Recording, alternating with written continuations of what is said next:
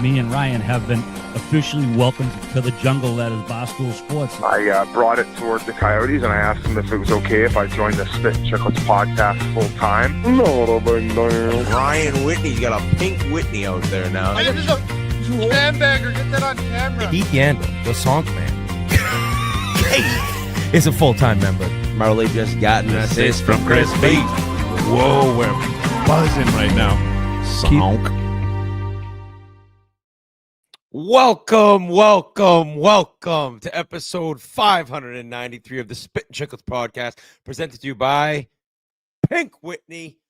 Right there, trying to point to it, the big old bottle there. Keith breaks it out. And if you're in the Dallas area and you love Pink Whitney, you can see Biz Nasty 2.0 in the flesh in Dallas this week, 4:30 p.m. at the happiest hour, 2616 Olive Street, before the Stars and Ducks game. That is Thursday. Little Pink Whitney meet and greet. Take your shot with Pink Whitney. Doesn't matter if you're in Dallas, Tennessee, LA, maybe celebrating a World Series title. Pink Whitney is for anyone and everyone above the age of 21.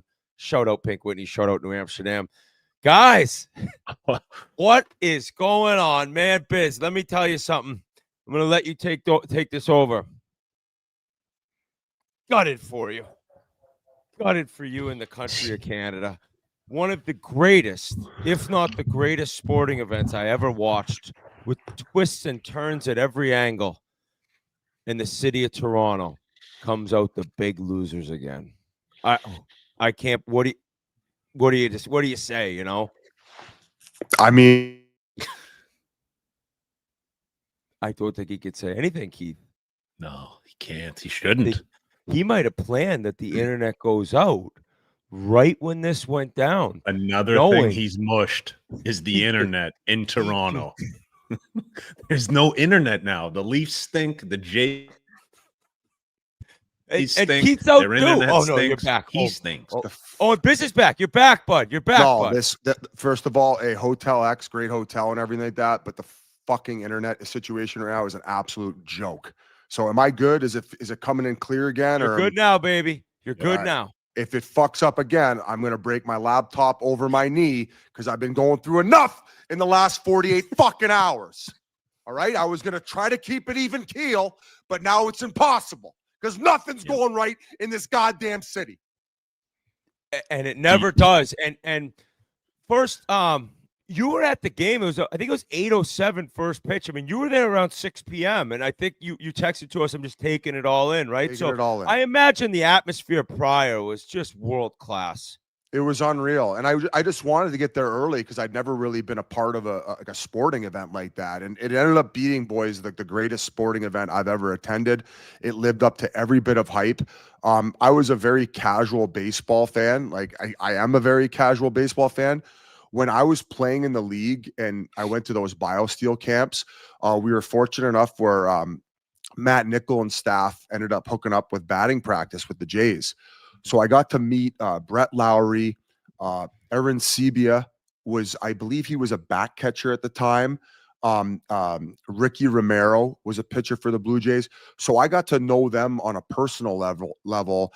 And I became more of a fan of the Jays. Well, they ended up taking off and they've had some down years and I've been in the States. So I'm not even going to play it up like I was a massive baseball fan. But the fact that they were going on this run this season, I think they started out the season pretty rough, couldn't get any offense going. They had a moment in the season where all of a sudden things started clicking and then they fucking ended up winning one of the toughest divisions in baseball. I would say, especially with battling payrolls of the Boston Red Sox, the New York Yankees. And also after the fact of Game 7, seeing all the wives from the team come out with like personal notes on social media about how special the group was and how like the wives, like everyone just felt like a family. I felt absolutely gutted for them in the fact that they had two opportunities at home to close. The ball getting stuck in the wall, which, a lot of people are I don't know how you guys feel about it. I think that there were so many key moments the Dodgers had to make in order to stay the champs, and they didn't blink. And that guy who got subbed in the center field, who knew the rule, and instead of touching that ball, because if he touches that ball, it's in play. But he should have. buddy, that ball. Yeah, I guess you're right. He played it right. The rules messed up then. He could have grabbed that ball. There would have been no friction. He takes it, he throws it in. So he played it perfect. He but did. The rule. So him hosed. having like being in the moment and understanding the rule, and the other fielder who was running up behind him, like I think if he would have got there first, it looked like he would have grabbed it because I think he was almost shot. You fucking guys. But there was a clip also of it happening. I believe it was this year. And this happens like maybe once a year. That situation right there. There was another one where the pad didn't go all the way to the ground, where the ump ended up coming out to the outfield, and he's like, "Oh, this is not lodged." He touched it with his foot, and it rolled off of the wall. That was obviously clearly lodged. Do I think he could have ran up to it, grabbed it, and still played it? Absolutely. Do I think it was advantageous at the fact that it didn't come off the wall at all back to him?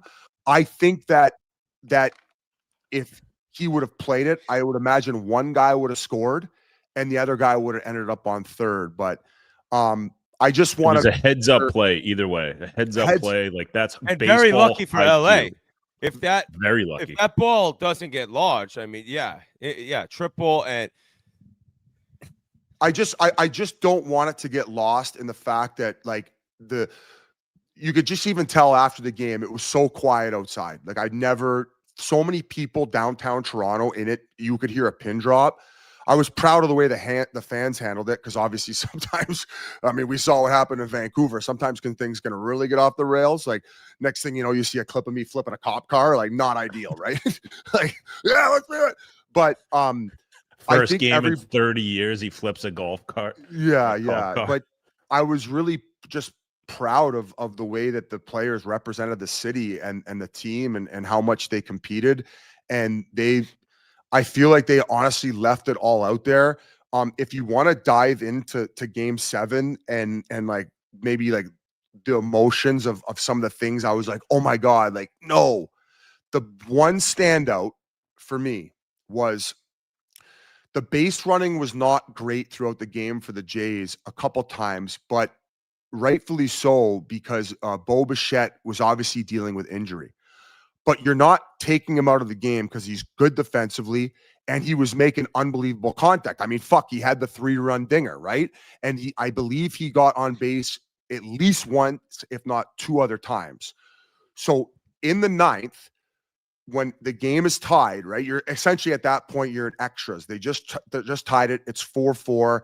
They get the lead off. All of a sudden, they got runners on first and second. And now is the time to pinch run him. So they pinch run him and they sub in the guy whose sole purpose is to come in the game and be unbelievable at running the bases. So then all of a sudden, it's bases loaded, 1 out. Going back to the game prior and how it ended, I get why they would maybe be a little hesitant to get too far off the bag, where they don't all of a sudden want to hit into another double play to end it. But you just subbed in as a pinch runner, okay? I'm assuming one, if not the fastest player on the team. I don't need you cheating maybe the same length as the third baseman is off the bag, but at least split the difference.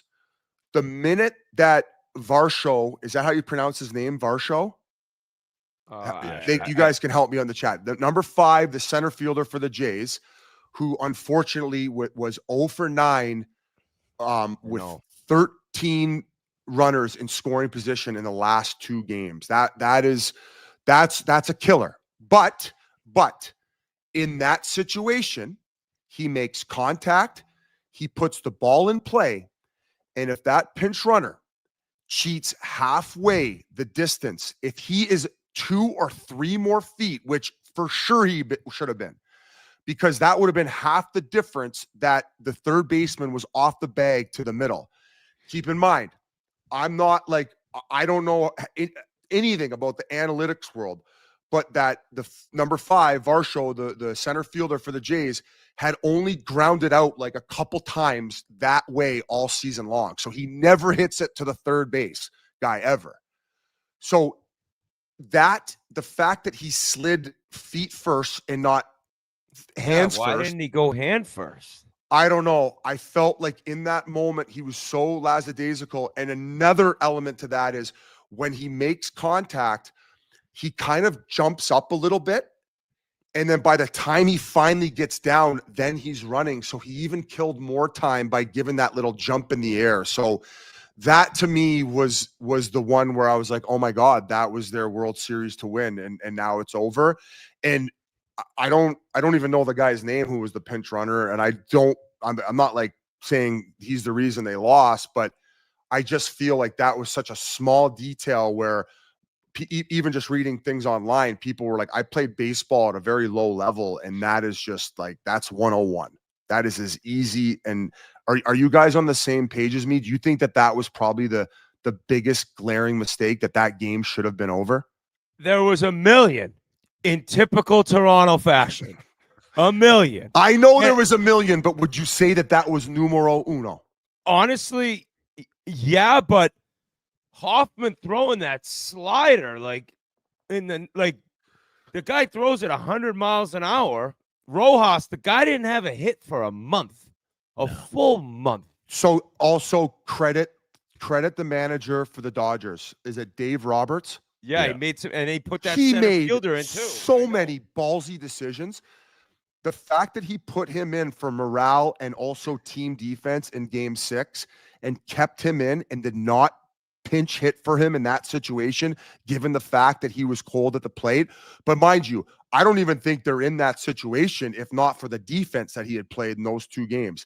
And did you hear the backstory of his wife telling him that she's like, you're going to hit a home run? Like, I have been sent this message from our Lord and Savior. You are going to find a way to get a dinger. And then for that gift across the plate, what were you saying when that went out of the park? I screamed at the top of my lungs. I literally said, this fucking city is something else. That's what I said after I screamed. I said, this city and these poor Canadians all across your great nation, with Toronto being the city that they're in, these poor Edmontonians who are fooled watching the game on the big screen in the middle of the Blackhawks-Oilers game that runner scored. No, they're in Toronto. They didn't score. They lost. They lost again. And this friggin' city, man, I don't even. Well, it's not even the city. It's the country, man. Like Edmonton's went to the country's stuck with the team in the city. The country's team is stuck in the biggest loser city in pro sports. No, it's not. What do you mean? No, it's not. Okay, no. Cleveland. But we won an NBA championship not too long ago. I don't know exactly what year it was. Very true. And the Cavs won one with LeBron. It's Cleveland. It's a way nicer, more beautiful Cleveland. Sports-wise, you're Cleveland. And the Dodgers, this stat blew me away, and only for a team in Toronto. They had the lowest batting average as a team to ever win the World Series.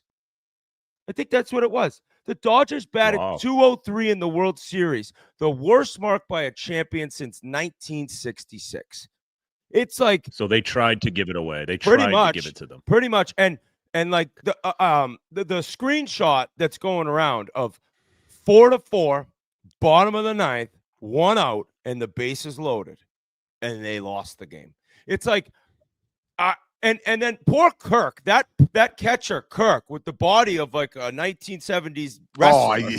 He gets carded every time he walks into the stadium, even his own. No, there's no way this guy's a professional ball player. This guy's delivering Show us your Louis MLB or something. Player card. Yeah, but like, dude, just get it up in the air, and I mean, that Yamamoto. He's like one of the best pitchers I've ever seen. What he did in Game 6, he throw 90 pitches in Game 6. Then he comes in Game 7. But the game overall was truly like must-watch, edge of your seat baseball, and that's when baseball can be. We've actually talked like on this show many times about playoff baseball being right up there with playoff hockey, OT playoff hockey. I think RA brought it up too last show or 2 shows ago. But that game was something even different, and the country trying to get a championship, 1993, and I really thought Vladdy was going yard. I really did in the bottom of the ninth. I thought he was taking that thing moonball, and Vladdy had talked about getting a ring for his dad, and like I wanted him, but goddamn, is it entertaining when Toronto blows it? Yeah. Biz, I got to put a little blame on the third base coach too. Like I know, like that's the guy what my dad said too. Keith. What does he do? Like there's no communication. Like every clip and still shot that I've seen, like the coach is just kind of sitting there. Like Kirk could have scored from there if he had a little bit more of a lead. So you're obviously going back to the pinch runner not scoring in that situation. Yeah, yes. I mean that's the game. I honestly, I would love to get that guy on Chiclets and just say, what are you thinking in that moment? Your only job is to score. and it's like, I don't need you cheating off the bag that much. I just need you being half the distance that fucking third baseman is off the bag. And because even if he gets a line drive and catches it, he can still beat him back to the bag. Yes. It will not be a double out. Do you guys assume that it was more of a psychological thing because that had happened the game prior? It's almost like all the events leading up to this, like it's all like the guy on the wall and the Philadelphia show, like tying a beautiful mind. Toronto. It's the city of Toronto, and I was talking about this with Big Dan. He was kind of saying, I like. The game's it's moving so fast, dude, and the pressure and the adrenaline, and it's like maybe you know what I mean? Everyone's mind's moving a million miles an hour, and that coach is just kind of asleep at the wheel, like, hey, take two more steps. When in actuality, he just needed a half a more step to win. Yeah. And the other thing too, it's like the bases are loaded, so there's not much thinking. Like you're going on contact. Like you're going on contact. So there wasn't really any other variables. But like I want to draw it back, and I said this earlier. Like when I originally I started following the team and became passionate about them when I met the Brett Lowry, the Arincibia, Ricky Romero, and the rest of the guys did batting practice. Like this series and this run has like made me like fall in love with baseball. Like that was an iconic series, amazing. Probably the best World Series ever. There's only been one other one that's gone to extra innings. There's only been 40 game sevens in Major League history. So I mean, you have to put it right there, and it's just I'm heartbroken for like Ernie Clement set the World Series or the playoff record MLB for most hits. He hit 30. I think he had 30. He was tied at 29, and 30, they got another 33 hit or something. Or was it only 30? That guy. I think he had 30 or 31 hits. Baller. And, yeah, he wants to do a sandbagger with us. So obviously the invite is still very much on the table. Unfortunately, we're going to have to hand him another L. But him, Schneider, and then I think they're going to get one other guy. But I appreciate everything that those guys did coming together and elevating the city and representing it with class and the country, really, right? They had the country rooting for them and they did so with class and integrity. And it's just really unfortunate that they couldn't knock off the champ. And as soon as the game ended, it's like, you have to the guy said, the announcer, he goes, you got to knock out the champ to beat the champ. That was a great call by that guy. Because I noticed that. I was like, wow, that was, obviously they're thinking about what they're going to say. They're planning it out. It's memorable to put your kind of stamp on the moment. That guy crushed that there. Just sick to my stomach. I mean, the other thing, and we're going to bring on Army. I think he's in Toronto with you. The Penguins, guys. We'll get into them. What a story this is. Here's another one. I shook Dubas's hand down. I went down and saw him by the Penguins locker. Hey, Biz, nice to meet you. No, he gripped my hand. He pulled me in. He says, if you talk about the fucking Gensel trade one more time on that podcast, he goes, I'm going to knock your jaw to the other side of your head. And then he bag tapped me and walked away. Okay. Fair. Fair. So you're taking L's left and right this week. Dude, and this is something, Keith, that we're a team here. And I don't want to bring stuff up, but like there's some things you kind of have to address. Like there was a lot of blame going around to you, Biz, for mushing that goddamn team. And I know you saw the tweets. I saw hundreds and hundreds of like, this guy shows up for Toronto sports, and it's a guaranteed L. Not one person said that to my face at the stadium. Not one person. Very internet-like, it's very all true. Internet bullshit and idiots at home. First of all, I talked on the podcast saying, I'm not putting on the foam finger. I'm not going in there with the Blue Jays cap being like, I've been rooting for the team for years. I'm part of the booster club, bro. Put me in, coach. Put me in. Right? Well, what Keith said, though, is true. Like, I said, I'm going there. I'm staying neutral. I'm rooting from a distance. I want them to do it for not only the city of Toronto, but for the country. I was rooting for, and you know what? I was also rooting for baseball. These guys sent $1.2 billion to the mound, the LA Dodgers, to the mound in the last game, in Game 7. Okay? So, mind you, I don't know how many of those dollars are in deferred money. I think that baseball needs to figure out some sort of cap situation. Oh, here he goes. It's like the state tax and then the lottery tax. Just because your teams can't figure it out, don't blame everybody else. I'm saying that so Alan Walsh might send out a fucking hitman to get me here. I think there's a sweet spot between teams like the Dodgers and the Yankees and even the Jays in some situations. Like Jays got money too. I believe that the Jays are like 5th to 10th in payroll in the MLB too. So you can't just blame it on that. But when you're deferring that much money and you're sending $1.2 billion to the mound in Game 7, it is tough to not argue the fact that for the sake of the game, like make the Pittsburgh Pirates spend money, make them hit a certain floor. Well, and I heard Logan Cooley's going to buy them, who's coming on later. No shit. From Pittsburgh. Nice. Yeah, local kid buys the Pirates. You're right. Mm-hmm. I mean, Biz, I'm with you a little bit. If the season gets canceled over it, it's a complete joke. Not next year's baseball season, the season after. There's a lot of noise that thing could be done completely. And as I made it clear in July, I think I watched the last 67 Red Sox games. Like, I love baseball. It's taking me back to my youth, back to my late teens. Now, even hockey, where the cap's going, right? There's going to be teams that aren't spending to the cap. So I think baseball could work because it's not going to force teams to spend. I mean, it might force them to get to the floor, but teams will still be able to be like huge spenders when other teams won't, unless Cooley buys them and just goes completely all in and just spends to the cap. But baseball, I'm with you, Biz. There probably needs some sort of market reset here. Just there has to be a top line, even if it's extremely high. They also need to crack down, I'm assuming, on the deferred money, because the rich teams will always find the loophole in order to get the best players and pay them the most money. So they just need to minimize that. Here's another thing. I think it's also crazy that you have these certain guys who are making 50, 55 million, yet these players that are on these entry-level deals are locked into their entry levels for 5 years. So I view that as a problem. Like, these players should put their foot down where is it Savage? Is that how you say his last name? I think he's making like $100,000 this year, and he's under contract for another 4 years making peanuts. The guy was fucking living out of his truck during this playoff run. I think the team was even having to move out of the hotel when they were on the road. So you could get a room. So I could shout out to Rogers and a ticket to the game.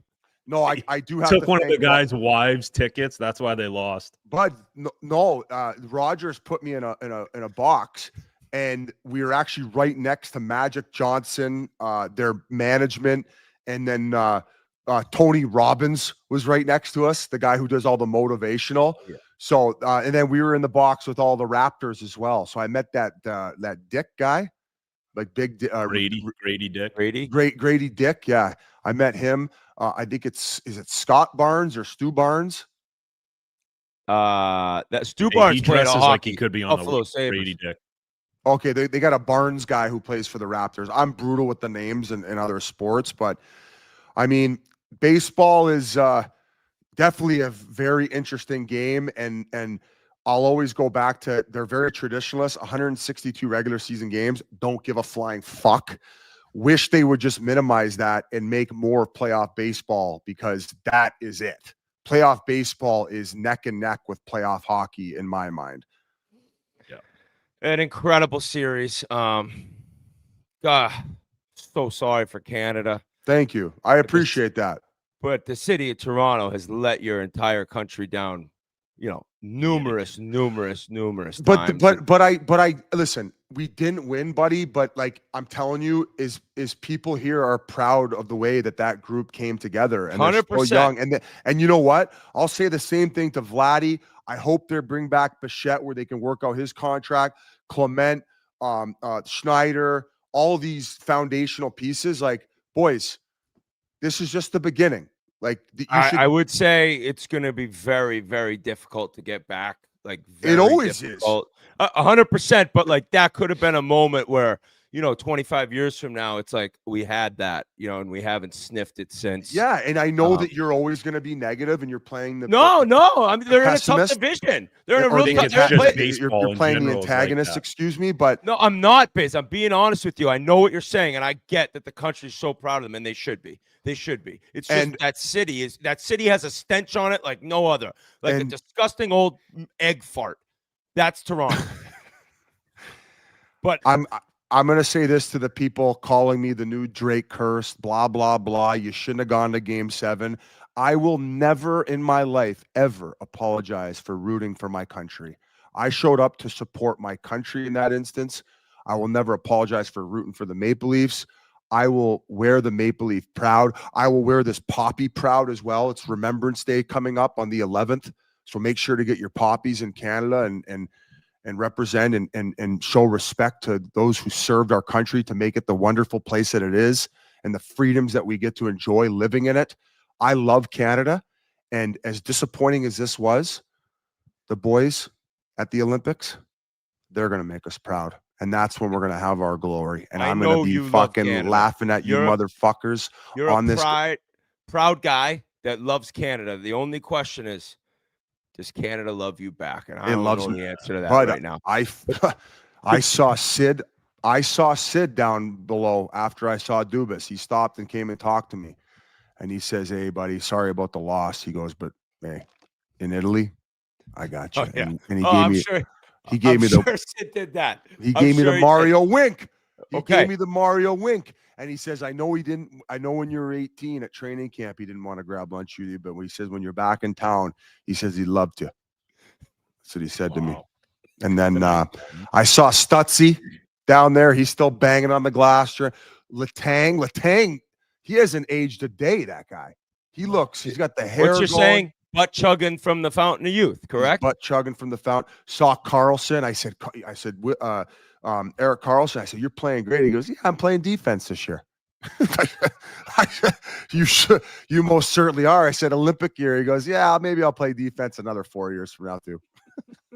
Well, we have a guest to talk Penguins. An exciting storyline of the season. But before we get to the arm dog, we got to talk body armor. And that's another great thing for Canada. Body armor's in Canada now. I guess it's been there, but it's there. Strawberry banana, bingo. Body Armor. This episode is presented to you by Body Armor, the official sports drink of the NHL. Body Armor has great tasting flavors right here. Strawberry banana, peach mango.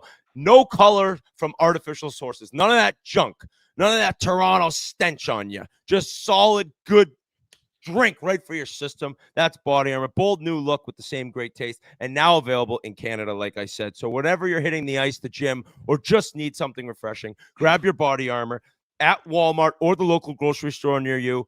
And for our friends up north, you can also grab Body Armor at your local Sobeys. I don't know what a Sobeys is. I'm assuming that's a Canadian grocery store. Oh, yeah. Sobeys. It must be. Body Armor. Choose better. Also, game time, guys.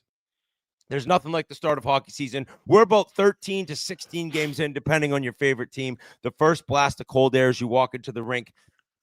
There's nothing like it. And hockey's back. It makes me so proud to have played this great game. The roar of the crowd. But getting into games is tough. We know the queues, those things, the price jumps. It's all a bunch of junk. Getting logged out mid-click stinks. And if you want to be there, beer in hand, losing your voice with the crowd, the Game Time app is here for you. They give the advantage back to the fans. It's incredible. It's the hack for unlocking amazing tickets and experiences in a few taps. It's incredibly easy to use. The game time guarantee means you can trust you'll get 100% authentic tickets on time and at the best price. Fees are always included, so what you see is what you pay. There are tickets $20 to the Wheeling Nailers at the Gargoyles on Saturday. So if you're in Greensboro, hey, Biz, you played for the Wheeling I can't Nailers. lose. You got the key to the city. That's a win-win for you. You'll find. Maybe I should go finally get a fucking W. Jesus. Both teams lose. The ice melts breaks, because they all left the fall fucking in. door open again. Hey, we should Take the guesswork out of buying tickets with Game Time. Download the Game Time app, create an account, use code Chiclets for $20 off your first purchase. Terms apply. Code CHICLETS for $20 off. Swipe, tap, ticket, go. Download the Game Time app today. Get the arm dog on here. What was Yan's gonna say right before that though? I was just gonna say we should put a poll up in the chat and ask fans who they would rather have on their bandwagon, you or Drake. I would like to know for personal research. One quick thing, Army, before we get you going here is I got to spend that game too with Corey Connors, the golfer, was in that box too. So we were hanging out, me, him, and his buddy, and Canadian royalty, buddy. So he was a great dude. Great spending time with him, and obviously we'll have to golf with him at a certain point. But Arm Dog, enough about the Jays. I know that you're probably disappointed. You love the Jays, but your Penguins are rolling. At least somebody's winning around here. It was cool to be in the city, man. I was walking around. You were at the game, and we landed after the Winnipeg game that night, boys. So we're like scrambling now to get to somewhere to maybe watch this game when we landed. And there's like people on the street, like, old timey movies that you see people gathered around the outside of a window watching through the window, watching the TV. That's what it was. Like, people were doing that all over the street. It was kind of crazy to see the scenes. And then we were at a place watching it. And like, as soon as that ending happened, like Dodgers win, like I thought the town, because it was a Saturday night, I thought the town, it's Toronto, like it would still kind of like the place. Well, they're so used to losing. You think like, hey, let's go out now. We lost again. Like, no one was out. It was like a ghost town. Just a bunch of crackheads on the street laying around everywhere. But Oldie. That was it. Like I thought, Oldie was out front doing hits on everyone's social medias. That guy's a legend. But I thought it was like they were so depressed after that. And I feel like the town is tired now a little bit, and the Leafs season hasn't really started yet until tonight. Well, the Leafs are, which is awesome. Like they're lucky. They're lucky. They're players. Lucky because of the game in Columbus. Then they fucking went to Philly and they fucking smoked Philly. We'll get to the Leafs in a bit, but kind of a perfect game now to set the table. It's like they're always 500 after about 12 to 15 games to start the year. The Leafs. Now, all of a sudden, all the focus is on them. They got Amazon Prime Monday Night Hockey tonight, and Sidney fucking Crosby's in town. And the Penguins, Army, for the first time in quite some time, are extremely relevant, and people think that there is a possibility that they could actually make playoffs. Guess who else is in town, too? Kevin fucking Hayes, who I saw. No? Who? Busy boy, which means Pittsburgh's gonna wax Toronto. So all you bettors out there, boys, hammer the Pens. Boys, you should have seen Busy at the rink this morning. It was awesome. He has cowboy boots on. He's got his Leaf ambassador coat, and I'm like, I thought he would have had baseball cleats on. He's got Memesy's boots. He stole Memesy's boots. Memesy's got me on my cowboy kick. There's got to be a group chat of Leafs alumni that are like, why the fuck does this guy they have hate one my of these guts. jackets? Dude, the best thing he ever, never though, played for us. No. The best thing ever, though, was seeing Biz at the rink this morning in Toronto, like with his jacket on. He wheels in with his, to Keith's point, with his jacket on for the team he never played for. Well, the team that's there is the team that he actually played for. Well, they ruined their chance. I texted Hazy. It was too late. I go, tell everyone not to even fucking look at Biz. No one talked. What do you to him. mean? They were fucking dabbing me up like I was Mario himself. Yeah, because they're so thankful you're in town. They got a guaranteed I dub. know, yeah, it's a huge God win. They're staying the night. Yeah. They were fucking talking to me like I own the team, like I'm signing the fucking checks. Biz, Arm how'd you dog. like working the pregame skate? How'd you like being in there? It's different than being in the studio. You know, you're like in the action. You're down low. You're talking to Berube. You're talking to Dubas. You're talking to the coaches. You got the whole private time with everybody. Did I tell you what Dubas did? No. He fucking shook my hand. He squeezed it and he pulled me in and he says, if you fucking talk about the Gensel trade one more time on your podcast, I'm going to fucking make that potato nose even bigger. Now get the fuck out of my face. And then he bag tapped me and walk away. I was like, Hey, 3 years ago, you would have came. I was like, you better be careful with that hand. I got the gag ball in my hotel Sparks room. now, bud. bitch. I'll go all night with you, Kyle. He's like, oh my But- God, this didn't even work. So it was cool though, because it was first of all, to answer your question, it's awesome because you feel the energy. Secondly, you forget how much the game is advancing and how big and fast these guys are and how much they can snap it around. Like the talent level is through the roof. And I was fortunate enough when I was down below where I came in, it just timed where all the Pittsburgh guys had just gotten there on the bus. So I got to see Eric Carlson. I got to see Gino, who randomly, he's like, he goes, you need to introduce me to Wayne Gretzky. I've never met Wayne Gretzky. I would have assumed that he would have never. That's what he said. Obviously got to talk to Sid a little bit. So just getting to see the guys and seeing kind of the aura around the Penguins with the new coaching staff and the energy, it seemed like there's a nice youth movement there at the perfect time. Is this real? The question is it real? Like, I don't know. Like, I'll tell you this, going into every game, I'm kind of like, what's going to happen? I'm kind of have that feeling. I don't know what's going to happen. And I'll say from my position with Josh Getzoff, my partner, calling the games and, covering this team, it's been exciting. It's been like wildly exciting to games, which is like so different. Like, it's back and forth hockey. They're getting great goaltending.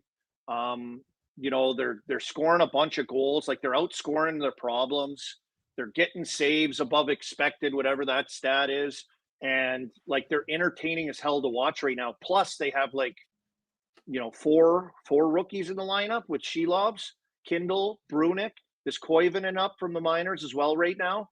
And so we haven't had that in a long time here in Pittsburgh either, with like some youth coming in here. So it's been pretty entertaining. A great start to the season, 8-3-2. They're rolling pretty good. The power play second in the league. They're getting goaltending and they're flipping Shelovs, Jari. Like they each have a shutout. And the next game, the other guy started. They're not just riding the guy, which I think has been kind of good. And to the point that, Biz, I heard you talking about the coaching staff and the guys you got to see here. They have like Dan Muse, like great guy, humble, good, hardworking dude, very serious, but easy to deal with and talk to, like just totally different. And he's grinded to get where he's at. Grinding. Like people like him. People love him. Like I think the guys like him. I think he gets to their level. You know what I mean? He's not this massive figure. He's trying to, find his own way and do his own thing. But I was talking to the PR people and even they were like, he goes, everybody's amazing. Like the whole new coaches, not to say the people that weren't there, is just when you get turnover, you never know what you're going to get. But they just said it's been like so enjoyable. The energy is just, it's like, that's vital, man. It's very important to a team. And it's easy when it's going good. Yes. But at the same time, like a great mix, like Stutzy and Todd Nelson, like grizzled veteran guys that keep it loose and fun. And then you got Benino and Rich Clune, who are younger, newer guys too, that are eager to be involved and work hard. And so they've got a great mix and a great energy. And it started in camp. It's Dan Muse is driving the ship. I'm surprised he still has a voice. He's highly involved, but has an awesome. They all have so far a great energy, and things are going good right now. They're off to a really good start. Like it's been 10 years since they had a start like this. So it's been pretty fun and entertaining to cover. Like the games have been good. Now they did get waxed the other night by Winnipeg, who is like, why was Sid walking down the tunnel, baseball batting his stick, throwing his helmet, setting the fucking tone, man? He's not going to accept losses like that. I know. I just missed what had happened right prior to that. I don't know, because that's down the tunnel in Winnipeg. Was that during that game? I think it might have been the Philly game when he got punted out of the game at the end. That might be like an old maybe it was the video. Philly game. Maybe it was He the got Philly kicked out game. of the shootout for that brawl they had in Okay. the Battle Maybe of it was the Philly game. Pennsylvania. It might have been that. So he's probably steamy hot. You know, Sid. He gets her going. How about Sid?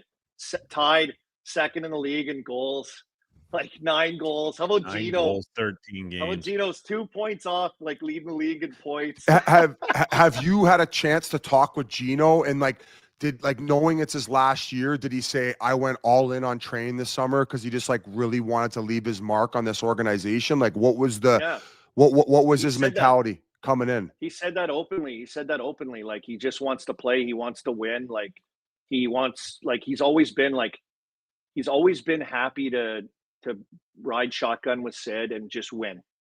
And to have a guy like that with that superpower, like superstardom, is amazing that they've had that relationship for so long where it's worked out like that. And I think going into this year, it's 39 years old. Like he knows, but he says he feels good and he's going. I just saw him in the elevator a bit ago, and when we got back to the hotel, and I was like, "Hey, fucking $5,000 for that chop on Stanley." Oh, hey.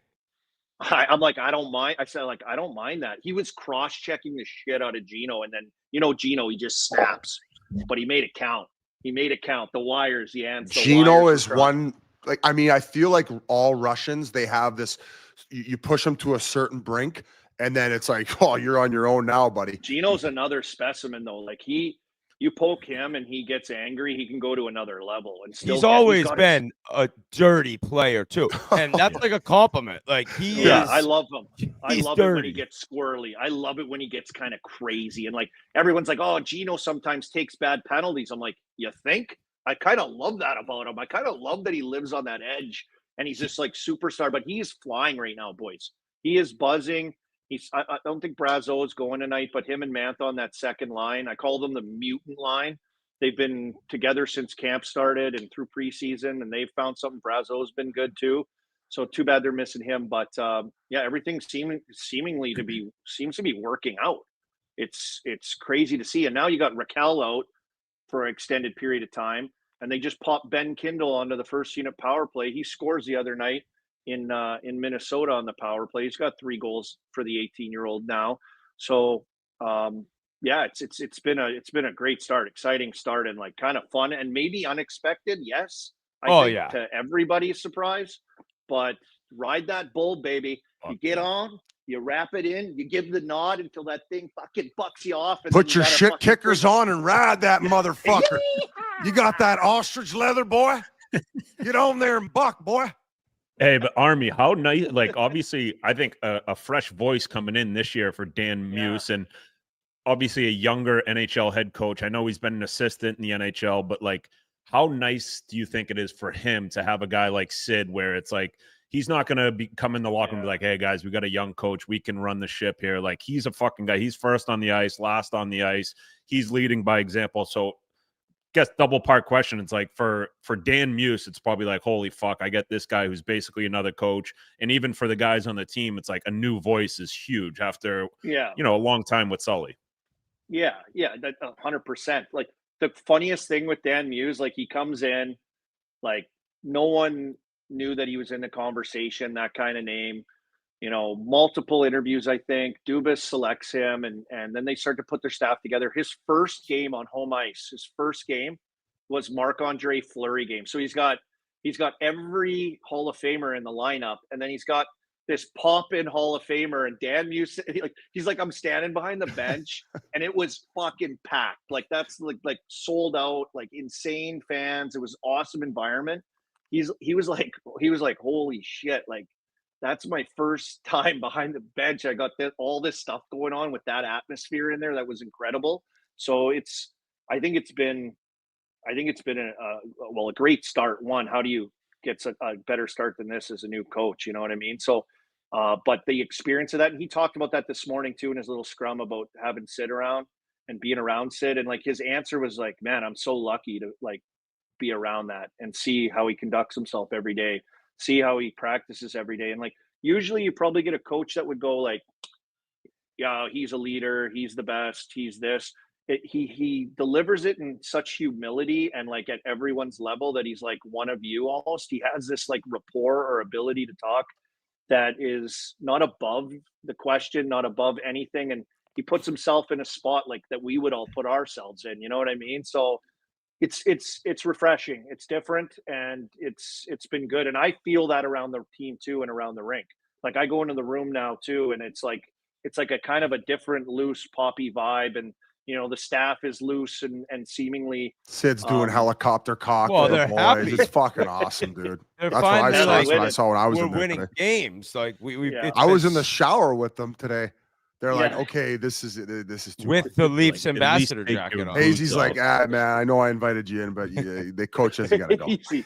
Yeah, I Hazy's saw, around now. Hazy was hurt. Hazy's around now with the boys on road trips, working his way back, and having him around has been huge too. He's just such a beauty too. The boys love That's him. the third line hasn't been great, and they're still winning games. And when he comes back, like that's going to make that third line buzz. Yeah, for me, the third line is like the one line. Like every other line has this identity of what they are. The third line hasn't quite found that yet, and they've kind of popped bodies around, whether it's Hallander, Tomasino, who's ever in that spot or in the lineup with Novak and Kindle, who's been in and out as well, just because he's 18. But that line for me hasn't like totally gelled yet. You're right. So maybe a spot that Hazy can come in and settle that down. Get the big guy out there. Just get the wide base floating like this with the puck way out here with his reach, just like dangling, skating around the ozone, protecting and then dishing. That's what he does. Slows it down. Since we're kind of on the Pittsburgh tire pumping element of the pod here, obviously with Sid coming to Pittsburgh and this like rejuvenation of hockey there, it set up a foundation for the next wave of player, like local player. And we're going to be getting Logan Cooley on here soon. Did you see him playing coming up? Like, did you see him in the minor hockey ranks or hear about him, about how big of a phenom? I didn't, and I don't even know if when he was with the Pens Elite, like if he was like this insane standout guy. His cousin, LJ Mooney, who's at Minnesota, drafted by Montreal just recently, was more talked about, I feel, in my mind. Now, I saw Cooley this summer, and like my son's at an age where he gets like skating with like Trocheck and JT Miller and these guys. So I'm around these guys a lot, and Cooley's involved in that, and Mooney and these guys that are local. John Gibson. So I've been able to see him in the summers, and like I'm blown away at Cooley's like legs. Like he has McDavid kind of skating, like up gone, up gone. Like he's just different. And he's got those bow legs. Like he can just get going, a puck on a string, great shot, sees the game well. And I mean, I think that's a great contract because I don't think we've seen like the best of what he's actually going to be yet. But I think he's like, he kind of filled out this summer, got a little man body rolling, like, but cool story because he was the first guy too, boys, to go from like Pens Elite, like the Crosby program where you get the equipment for free and you sign up, from that to like what he is now, which is a really cool story. That's unreal. Army, we appreciate it. I can't wait for this game Tristan tonight. Jarry's in tonight too. Jarry's well, I was just going to bring him up. Can you tell Doobie to not bully me again? Go ahead.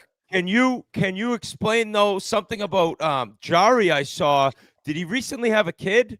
Was that the off season? Because there was maybe it was an article or something about it changed his mindset and he wasn't taking things home as much, and he's just kind of like a little perspective with a being a dad, because his numbers are ridiculous, and it's hard not to say that might have something to do with it. Good for him. He feels different. Well, what they've done this year, like last year for him was a season to forget, right? It was brutal, like just a really tough year for him in a four nation season as well, where he's not bad. Like he maybe could have cracked that lineup, right? Like he's pretty good when he's on, and I've seen him put like 15 game stretches together where he's been really good and kind of the horse through that. This year coming in, Dan Muse, everyone's got a clean slate. Tristan Jarry, you got a clean slate. Let's get to work. Good. Let's go. And then what he's done is he's flip-flop goalies every single game. Shelov's got a shutout. Nope, you're not starting the next game. Jarry's in. Jarry gets a shutout. Nope, Shelov's is in. So Shelov started last game and lost. He's in now. He's won 4 in a row. He's maybe no matter what that helps, because like, hey, no matter what, I'm not playing next game. Like, let's go tonight. Like, doesn't matter what I do. Worry about my start. Yeah, worry about my start. Get it done, and then go to the next I'm not playing the next game, so no worries, and just like leave it all hanging out there on the line. But I think like if you look at the stats of Shelovs and Jari, is the Penguins have been able to outscore some of their issues, and they're getting great goaltending. I think they're like up there in those goals saved above expected or whatever that stat is. Like they're real high. So they're getting some great quality outings from both guys, but Jari with a nice bounce back start, no question. And do you think with the Olympics that he would be in the conversation? If he can keep this up, he's going to have to be, I would assume, right? Yeah. And you got Dubas. I mean, Doobie's the GM. If he wins the Dubas Bowl tonight, I'm officially on the Dubas train. I said it last pod. They don't want you. They don't want you. I'm going to root from a distance, but I could be be pro Dubas. I've been the most back and forth with that guy of any guy on the planet. I think I'm drinking the Kool-Aid now. If they could pull it off tonight in Toronto. And if you talk about the Gensel trade one more time, I'm going to be there. I'm going to be holding your arms back, cross-face chicken wing, Doobie, like huge wind-up backhander bag bean. All right. Fair enough. All right, Arm Dog. Thank you so much. The Dubas Bowl. Very much, buddy. The Dubas Bowl. Let's check it out tonight in Toronto. Before we bring on Logan Cooley, we got to get 2 ads here. Absolute young stud in the league. First ad, BetterHelp, guys. This show is sponsored by BetterHelp. Shorter days do not have to be dismal, right? The clocks have turned back. It gets dark early. Some people, it's a struggle during the winter.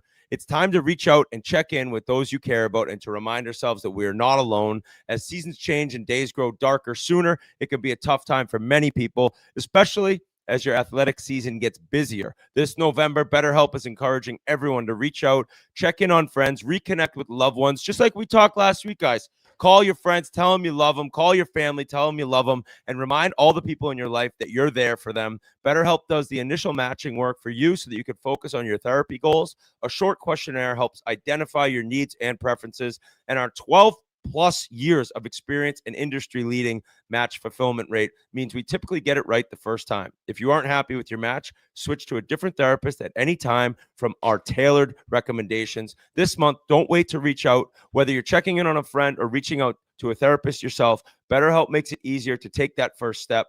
And our listeners here get 10% off their first month at BetterHelp.com/chiclets. That's BetterHelp, HELP.com/chiclets. DraftKings, guys. Did you guys see the hit Jersey Jerry had? Legendary. RA backed it. RA backed it. Big Cat backed it. Jersey Jerry bet $200 on 4 QBs to have a rushing touchdown. Daniel Jones for the Colts.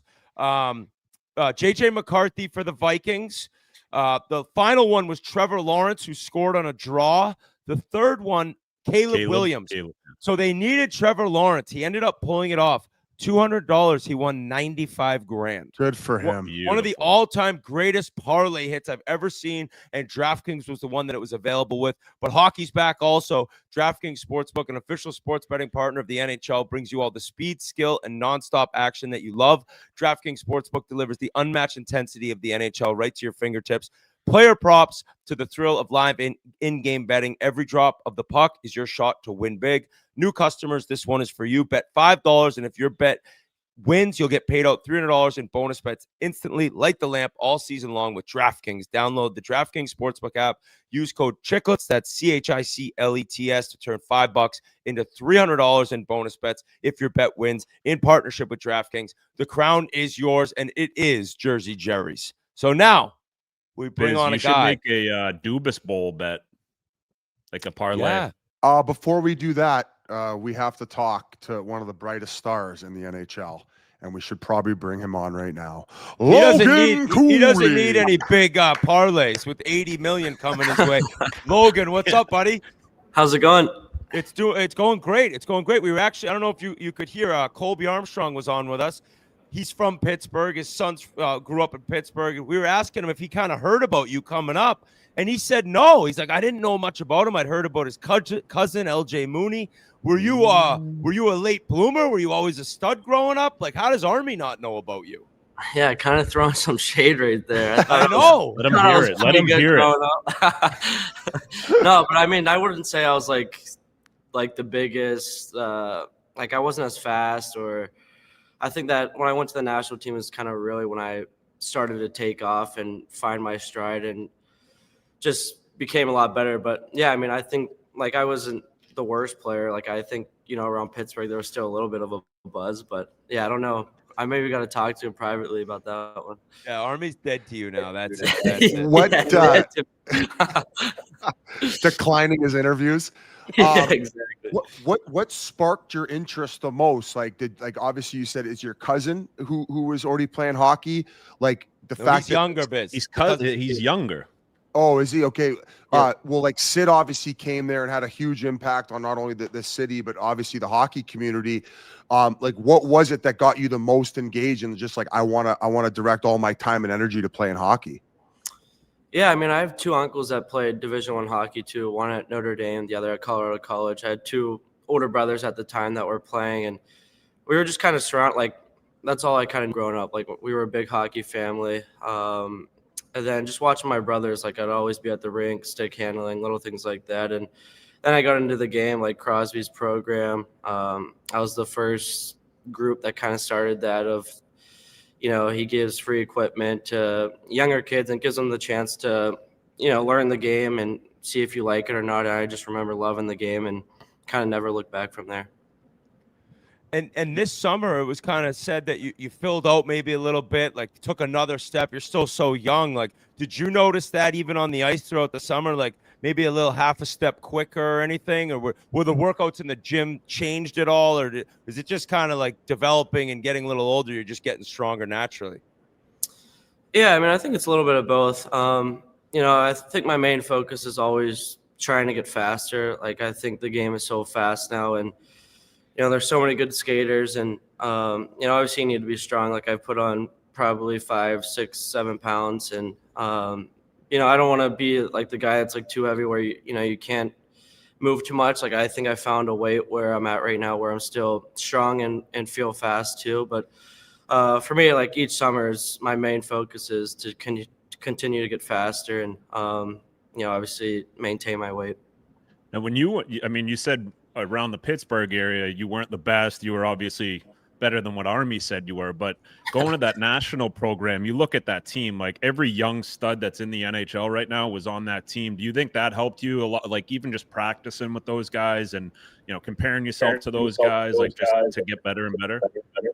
Yeah, for sure. I mean, I think the development there is unbelievable. Like our practices were so fun. Like like every drill was compete, like small area game. And, at the time we're all young kids trying to get drafted. Like the practices were almost harder than the games. Like guys, I honestly think competed harder in practice than we did in the games. And I think just, pushes you so much. Like we had Hudson, Gauthier, McGroarty, Howard now with the Islander or Edmonton. So it's just, yeah, we had an unbelievable group, great coaching staff. And honestly, it helps your game so much going there. This roster, I'd never seen it, is insane. Yeah, they were pretty loaded for a few years there. Like even that Matthews Kachuk year where they had like iron sharpens iron, right? So when you have this like age group where you just get lucky enough where there's so many good players, it's just like you just continually elevate each other's play. I was going to go back to you talk about the speed and getting faster and faster. Like obviously that's done through the weight room and gaining leg strength. Any power skating in there or special things that you're doing on the ice in order? Because like you see the way that McDavid's able to gain speed through crossovers. That was kind of something like we'd never seen before. We've had Alex Tuck on before where he said he worked with a power skater where he was able to get better at skating even with the puck on a stick. So are you doing anything on the ice that's maybe different and revolutionary in order to gain more speed? Honestly, nothing like crazy on the ice. I think I switched to a trainer, Mark Gatos. He's with the Penguins now, actually. And for the past 2 years, I've been with him. And I've done a lot of, like, stuff on the turf, dry land stuff, whether that's, pushing the sled, pulling the sled, a lot of quick crossovers, little things like that. I feel like for me, that's what really makes me faster and get another step. Obviously I do a lot of skating in the summer, but I think where my speed really comes from is the dry land stuff. And I just feel like it makes me a lot quicker. Like I love doing that stuff. It's good cardio. And I really think that, has helped my game a lot. Get the pump. And I'm being told on by our producer right now that you actually grew up a bigger Ovi fan than Sid fan. That's true. Traitor. That's insane. That's why Army hates you, I think. Yeah, actually probably is. Yeah, I was a big Ovi fan growing up. I don't know what it was. Like, I think the Capitals when I was growing up were always just so skilled, like watching Backstrom, Kuznetsov, like those guys were so fun to watch. And there was a lot of second round exits where I was disappointed, but 2018 was a good year. Do you think, like, when me and Whit first started in the NHL, like there was a handful of Boston guys, and I see that now in Pittsburgh, where you got you, Troach, JT Miller, Gibson, your cousin who's going to be coming. Do you see like a momentum in the next 10 years where there's going to be tons and tons of guys from Pittsburgh?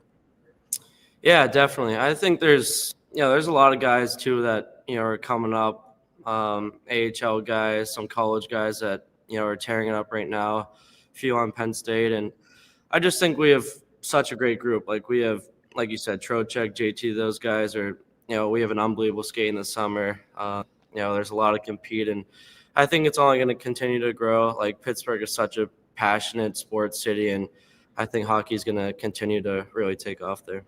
Troach told me you never he used to have to hunt you down to pay for ice, and he saw the contract every time. He said he's never paying for ice again.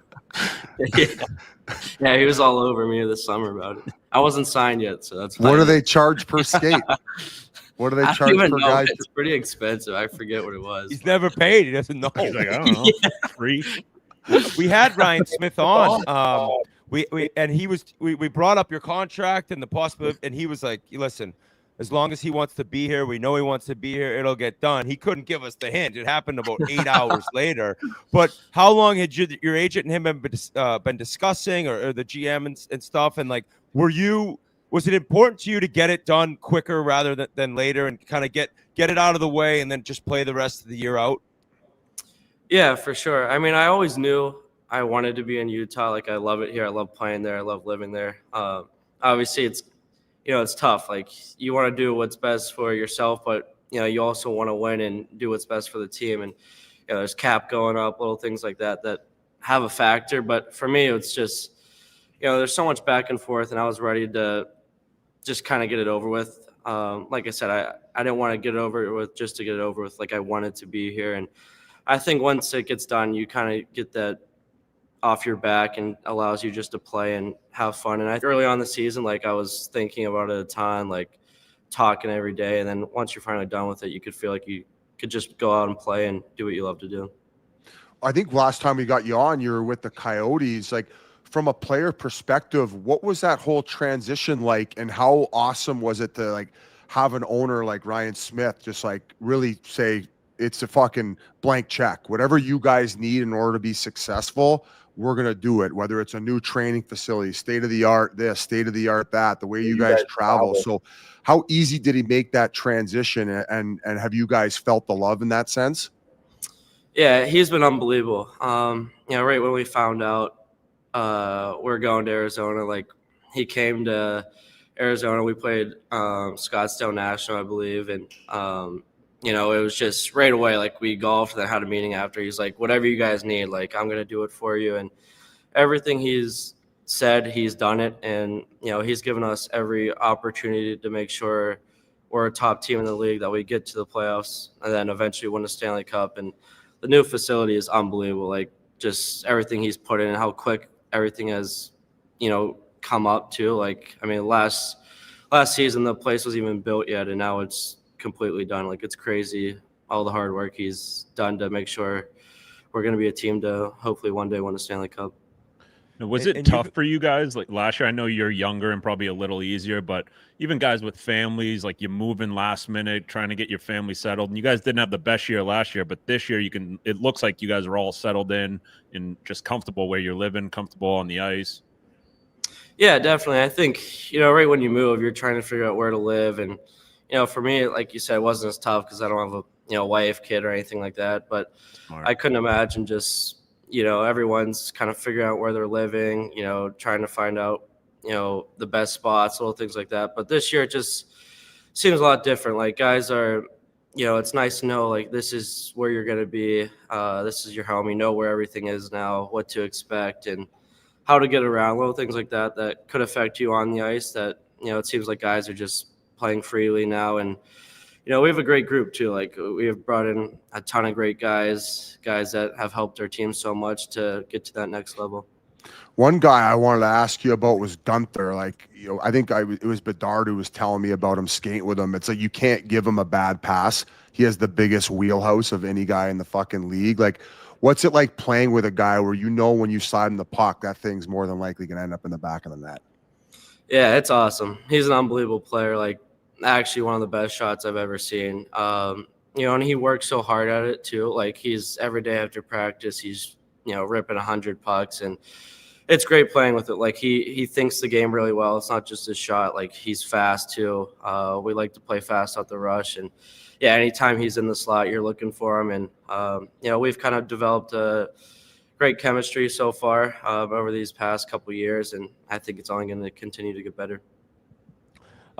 I got to ask about Peterka because he's made an immediate impact. Like the one goal he scored when Ryan Smith's in the corner going nuts. Like they dealt a lot for him, but like the guy could score. Like, did you know much about him? I don't know how often you'd played Buffalo in your first 2 seasons, and what has his game been like since he's arrived, at least personally to you? Yeah, he's been great. Like he's again super skilled. He can move too. Like I think, not many people know like he's super fast too, and he's like Gunther too, could absolutely rip the puck. Like you could get it to him anywhere, and it's probably going to go in. But overall, I mean, us three, we've it's kind of cool. Like we've gelled right away, just the way we're thinking the game. I mean, there's still a ton of work to kind of figure out where everyone likes to be, but I think so far, like it's been great having him here. Unbelievable player. I haven't played against Buffalo too much, just being in a different conference, but you hear a lot about him, and he's everything that people kind of say about him. When I was working with the Yotes, Clayton Keller was kind of in a similar situation as you. Like came in as a rookie, dominated. I believe he was like third in Calder voting. How much of an impact has he had on you? Because I just thought like the way that he handled himself as a professional and how he's continued to add to his bag, whether it's like a sports psychologist, the way that he trains, the way that he fuels his body, like how much has that rubbed off on you and the rest of the group, like him being a leader like that and showing you guys the way? Yeah, he's unbelievable. Like so fun to watch. You see it all the time on social media. Like he truly is the most underrated player in the league. Like he needs to be talked about way more. It's kind of crazy that he's not. And he's so like I remember being a little younger, just watching him and seeing what he does on the ice. Like it's so cool. I try to, honestly model my game after him, just the way he thinks the game, how smart he is with the puck, and he's a great leader too. Like I think as years kind of go by, like he's continuing to get more vocal. He may not be the loudest guy, but he leads by example with his hard work. Like in practice, he competes so hard.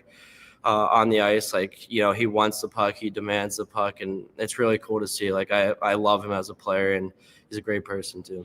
Yeah, I just love the fact that you guys have you Gunther and Peterka, and I feel like him, Schmaltzy, and Hayton have that chemistry they've developed over the last like 3-4 years playing together, where now you guys have this awesome 1-2 punch on the first 2 lines. So you guys are one of the more exciting teams to watch in the league. You're in a crazy Central Division, but you guys are clawing right now. I think probably the most underrated player in your team at this point now is though Tusky. You guys launch him. You guys go on a 7-game rip. Yeah. You guys must be loving the fucking 4Z fucking mascot going crazy for the fans. Yeah, no, it was awesome. Right when he got announced, went on a heater. But yeah, it's cool. Like I think there's seems like a ton of kids in the rink, and they probably love seeing him around, and probably brings a lot more to the game. So it's definitely cool to have him. I got Roback last question. Quickly, use code Chiclets on roback.com for a generous 20% off your first purchase through the end of the week. CHICLETS on RHOBACK.com. Hoodies, joggers, and much more, 20% off. Use code Chiclets. So Schmaltzy's coming up on a deal too, but he's UFA. Have you talked to him? Like, I imagine with the core there, he wants to be there. Has he even been in discussion with the GM? Like, or are you just staying away from it, kind of none of my business? Yeah, to be honest, not much. Like, I think when it comes to contracts and stuff like that, you don't really kind of get involved with that. But I mean, he's an unbelievable player too. Like, I think just how smart he is with like positioning, and he does a lot of like little plays that go unnoticed, I feel like. And like you said, him and Kells and Hates, like, they have such an unbelievable chemistry. They know where each other are on the ice. And, he's an unbelievable guy too, like great in the locker room, hilarious, always making everyone laugh. But I mean, he's had an unbelievable start to the season. I think he's maybe top 5 in points right now, or maybe even higher, but he's been awesome. And, definitely want to keep him around. That's for sure. Who's the court jester? I mean, obviously him and his brother are hilarious. Like, who? I feel like Dursey would be a funny guy in the Spicy locker room. tuna. Spicy tuna for sure. Who's the true court jester? Like in the morning? Jason Rudy. Yeah, I mean, we got a lot of great guys. Like, Durs is a guy that likes to run his mouth, get involved, stir some things up in the locker room. But honestly, we have like such a close group. I think that's why, again, we're having some success early on, is just how close we are. Like, guys truly care about each other. Guys are always laughing and enjoying coming to the rink. And it's such a long year. Like, you need to mix in some fun every once in a while. And but yeah, we got a great group and excited to see what we could do this year. I'm excited. I'm actually going there, boys. I'm going to go to the Delta Center for the first time, December 19th. I'm going to be doing a Nash cast. I'm bringing Heater there. Why you guess what? They're undefeated at home right now. I know. And you that's don't want one thing that you do as not an alumni. want your way. Up. I'm fucking going. Don't want this guy I'm coming fucking to town, going. dude. As an alumni, I veto it, Biz. I speak for all alumni and guys on the team. You're not going. If they somehow haven't lost at home by that time, like, Ghouls, you can't go. Ghouls, back me up. Or they might have lost an OT, but whatever. We're not giving you a rollback discount code unless you back me up, Ghouls. Yeah, dropped one in Tampa last game. So you guys don't even know what the fuck you're talking about. Wasn't it OT? You don't even know what you're No, not talking an about. OT. Okay, Biz, Oh you can my go. God! You Look can at you go. guys embarrassed. I will see you December 19th, and me and Tusky are gonna have our horns out. All right, They cool. modeled it Thank you after so Biz. much. Congratulations, dude. Thank you. I Yeah, appreciate it. congrats, Thanks man. for having me. All right. I'm gonna Yep. be sleeping on Cool's couch when I'm there. Can't even get a fucking hotel room. What a kid, man. 80 sheets, buddy. all well deserved. And Fucking Army good for didn't him. even know who he was. Jeez. Well, If I was him, I'd fucking drive to Army's house, buy it for cash, and kick him out. Oh, he doesn't live in that part of town. He's But not. still, I'd do it and have it. No one live in it. Just like, Army, did you build this house? Does it mean a lot to you? Yeah, I'm gonna buy it, tear it right down. I'm putting in a rink right here. Guys, some other things from over the weekend. Matthew Schaefer is a complete freak. Yep. The youngest defenseman in the history of the National Hockey League to have 2 goals in a game. And you guys know it was Bobby Orr that had that record prior. So, like, we are looking. He's got 5 goals. He's on pace. The on pace thing, whatever. He's on pace for over 30 goals. So, I mean, I actually saw a tweet. Where is this? From Jason Gregor that said, right here, rookie NHL D-men with 20 goals in a season. Brian Leach did it in 89. Barry Beck got 22 in 78. Leach had 23 that year. And Dion Phaneuf had 20 in 2006. So it's going to be like, if you have 5 already, like, I could easily see him getting 20. And that win that the Islanders had, did you guys it was catch awesome. that? Yeah. Holy The bench shit. looked awesome. Holy shit. Yeah, there it is right there. So Matthew Schaefer already has 5 and 13 games played. I mean, that game, though, was completely nuts to me because you look at Columbus, who I had a fan reach out. And we're going to get more into Columbus on Thursday, but they look pretty good, dude. They just have some they have some like moments where their play lets up, and that was like the perfect example of it, right? Sunday on Long Island. But I look at like the end of the game, dude. After they tied it up, okay, and Schaefer made a great play, knocking the puck down, just throwing it to the net, kind of a wild bounce. But then the shift after on Holmstrom's goal, the Severson has it behind the net. You got to watch the goal, Biz. He's falling over. It looked like Lee kind of like grabbed him. I don't think it was a penalty, and just chucks it up the middle. And next thing you know, it's like, and then I think Coyle and he went to Ryan Whitney's hockey school. Did he? It Yeah, looked like exactly. he looked like his foot kicked it out to the middle. Was that his foot? It looked like it was on his stick, and as he was falling, maybe it wasn't on weird. purpose. No. But then, like, I think Monahan and Coyle are kind of just like watching as Holmstrom bangs it in, and the UBS arena, it was going. It's rocking now, man. It They got looks something good to in cheer there. for. And it's like all Schaefer kind of. Like, Yeah. 100%. The thing that I like about Schaefer, like, even when Dion came in, like, remember he was scoring bombs, like just ripping pucks. Like, Schaefer's first goal in that game, like, it's just a seeing eye, smart shot. Like, he knows where the screen is. He's putting it where the goalie can't see it. The second one obviously goes off a stick. It's not a great goal, but he's just getting the puck to the net, making smart plays. He's not trying to rip the puck through the net. He's just he's so ahead of his time, I feel like, for his age, that little simple plays that he makes during a game, you're like, okay, that guy's been in the league for 10 years. But no, he's been in the league for 10 days. It's fucking insane.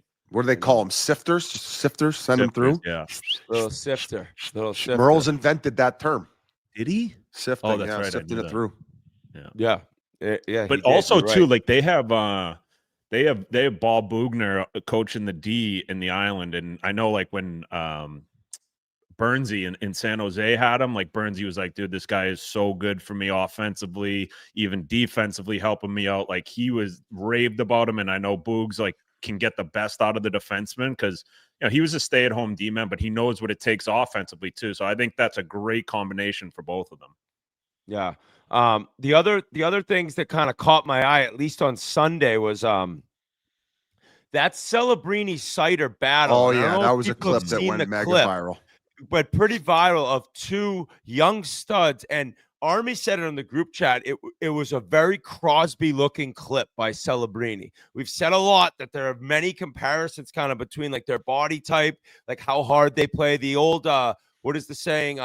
Just the superstar grinder, the superstar fourth liner, and they were going back and forth. They both ended up in the box, I believe. I think if you could, like, read lips, Celebrini's like, it was a fucking battle, like Cider's giving it to him, but those guys going back and forth. Detroit gets another win. They look awesome. That's Sandin. For anyone who enjoys offensive defensemen, Sandin Pellikka on Detroit is so smooth and so fun to watch. I know we're talking about Schaefer. This is another rookie defenseman it's different. Schaefer's got that dynamic McKinnon-style skating, and Sandin Pellikka just floats out there. So I love watching that kid play. Detroit's been awesome. And then the other one. You know what that battle reminded me of? Sorry. Biz with the puck.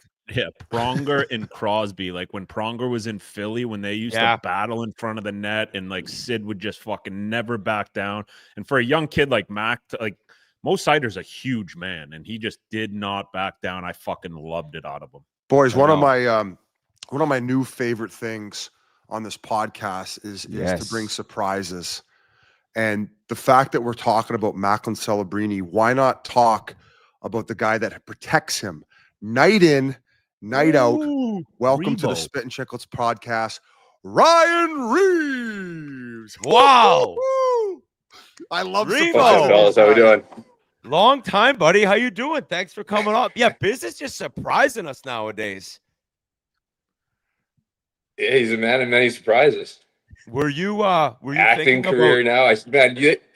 That commercial is getting outplayed. It's out of control. The ones banging on your door. Oh, the DraftKings, the crown is yours. Yeah, that's a big sponsor of what we got going here. That thing is everywhere. They're abusing it, like my Raya profile. All right, I'll tell them to tone down a little bit, Reeve. I don't know what channel you have it on, but buddy, one of the reasons I wanted to get you on is we had a good laugh about this fantasy football league, the league that you guys are running throughout the league. Like, what is going on with that? Oh yeah. I mean, when I got here, they said Quickie started a league with 8 teams, and I love fantasy, so I was all over that. Okay. Doing first, I think that's what they told us on their little bed interview that they gave us. We are currently the only undefeated team, but I think we're about to eat a loss here unless Javonte Williams wants to run for 400. But yeah, we got a nice squad, heavy on the running backs. Nice. What's it like seeing these two young kids, Will Smith and Celebrini, just doing their thing? And that game at MSG was, I mean, especially after they get interviewed by that lady, it just seems like there was so much attention around the team, and for them to show up the way they did, that was a pretty special night for those young bucks. Yeah, I mean, I said it before I got here. Those two kids are unbelievable. Like Mac he's so much better than some of these other young guys that get all the praise. He goes into the hard areas. He plays hard. He's in front of the net. You saw him with Sider yesterday. He's not afraid to muck it up. Him and Mac together they're disgusting on that line. So it's fun to watch. It's fun to watch these two grow. I've only been here for 2 months, but to see that talent and what this organization is going to be is pretty cool. Did they legit just tell you if anyone goes near them, just kill them and we're okay with it? We'll figure out the legal battle. I don't think they have to tell me that. I think I don't think you have. I think I know what I'm here for. Yeah. Yeah, like when you were called, you're traded there. You're like, I get it. Yeah. Well, they didn't call me like, Revo, we need a couple goals. All right, we didn't score too many last year. Well, you did get one in your first game and a scrap. Yeah, hey, doing it all. I'm coming out hot here. I had to win over the fans. There's not a lot of love for 7-5 here over the last couple of years, so I had to win them over. Good. Have you noticed Warsofsky's kids being better behaved in like the family room after games after the threat that came from Papa Bear? Well, I saw one missing after we won that first game, so I think we got to find him. But I haven't had the pleasure of meeting them yet. He called Denzel. He couldn't get him, so he got Revo. Man on fire. Go find my kid. Unreal. RA told us. He's just a Go ahead, Revo. He's just a passionate guy. He just wants to win, just like everybody else. So I maybe came out the wrong way, but everybody knew what he meant. I said it. I love the move. Just basically calling out the team. Like, what are you gonna put up? What are you putting on the board? Yeah. I'm putting up fucking blood money here. You guys step it up and get it done. Stop worrying about your goddamn fucking fantasy football team. Get us a dub here. I will say though, Revo, you look unreal in teal. Those jerseys are money. I love them. I like the black ones a lot. Actually, those things are nasty. Yeah, the teal looks good. That'll be going up on the wall when I retire. Have the fans been showing up a little bit more? Obviously, last year's tough. You weren't there, but now the excitement and Celebrini just being such a big draw. Like, are you seeing the atmosphere in there get better? Because you remember back in the day, you're on the Blues and your other teams. Like, going in there was a nightmare. So you've seen what it can be. Is it stepping it up a little bit? Yeah, I mean, it's not like what it was back then. Like, when I was in Vegas and that rivalry was heavy. That place was. It was scary to come in there, and obviously they had cup contending teams those years. So I know they struggled a little last year. I think it's been getting a little bit better, but it's still loud in there. Even though they're not selling out, it's still loud. It's still a fun atmosphere to play in. So hopefully these kids can keep doing what they're doing, and we can keep rolling a little bit here, and the fans start coming back a little bit more. And RA had told us that the trip to New York involved a Broadway show and that you were the guy in charge of that. You were the one that's kind of organizing. Had you been to some prior and just wanted to get the boys together for that? I've only been to Book of Mormon. That was my 7th time going. I'm a big South Park fan. Man, that shit kills me. Like, everything South Park kills me. But when I heard about this Broadway show, I saw it in St. Louis the first time, the traveling one. And I left there. It was the night before a game. I left there. My stomach, my mouth was killing me because I was laughing so hard. And then we were leaving to Winnipeg like a couple days later, and that traveling show happened to be going to Winnipeg. So I took my brother and maybe my mom a couple days later, and I've seen it 5 times since. But yeah, it was just a good way. It was the first long road trip. Good way to get the boys together. We all went out there. It was a good time. Boys loved it. You say you like South Park. Are you like up to date with episodes coming out? Because I had a buddy tell me I had to watch the 6-7 one. They did one on 6-7, dude. Biz, it is so fucking funny. I don't get, like, how are they making fun of 6-7? Just how stupid it is, dude. They make fun of everything at the exact right time. Like, it's incredible how they're on top of like whatever's going on. And this episode, it was unreal. I don't know if you'd seen it, Revo. Well, have you ever seen that? You ever seen that documentary? I think it's called 6 Days or 7 Days to Air, where they show how they do it. It's like, it airs on Wednesday. They talk about the new episode on Thursday. They write Friday, Saturday. Oh, you guys all frozen on me? No, we can No, still just hear you, listening. but that's okay. Yeah, you're You all look frozen, great. aren't you? Well, we can Can hear you? you. Okay.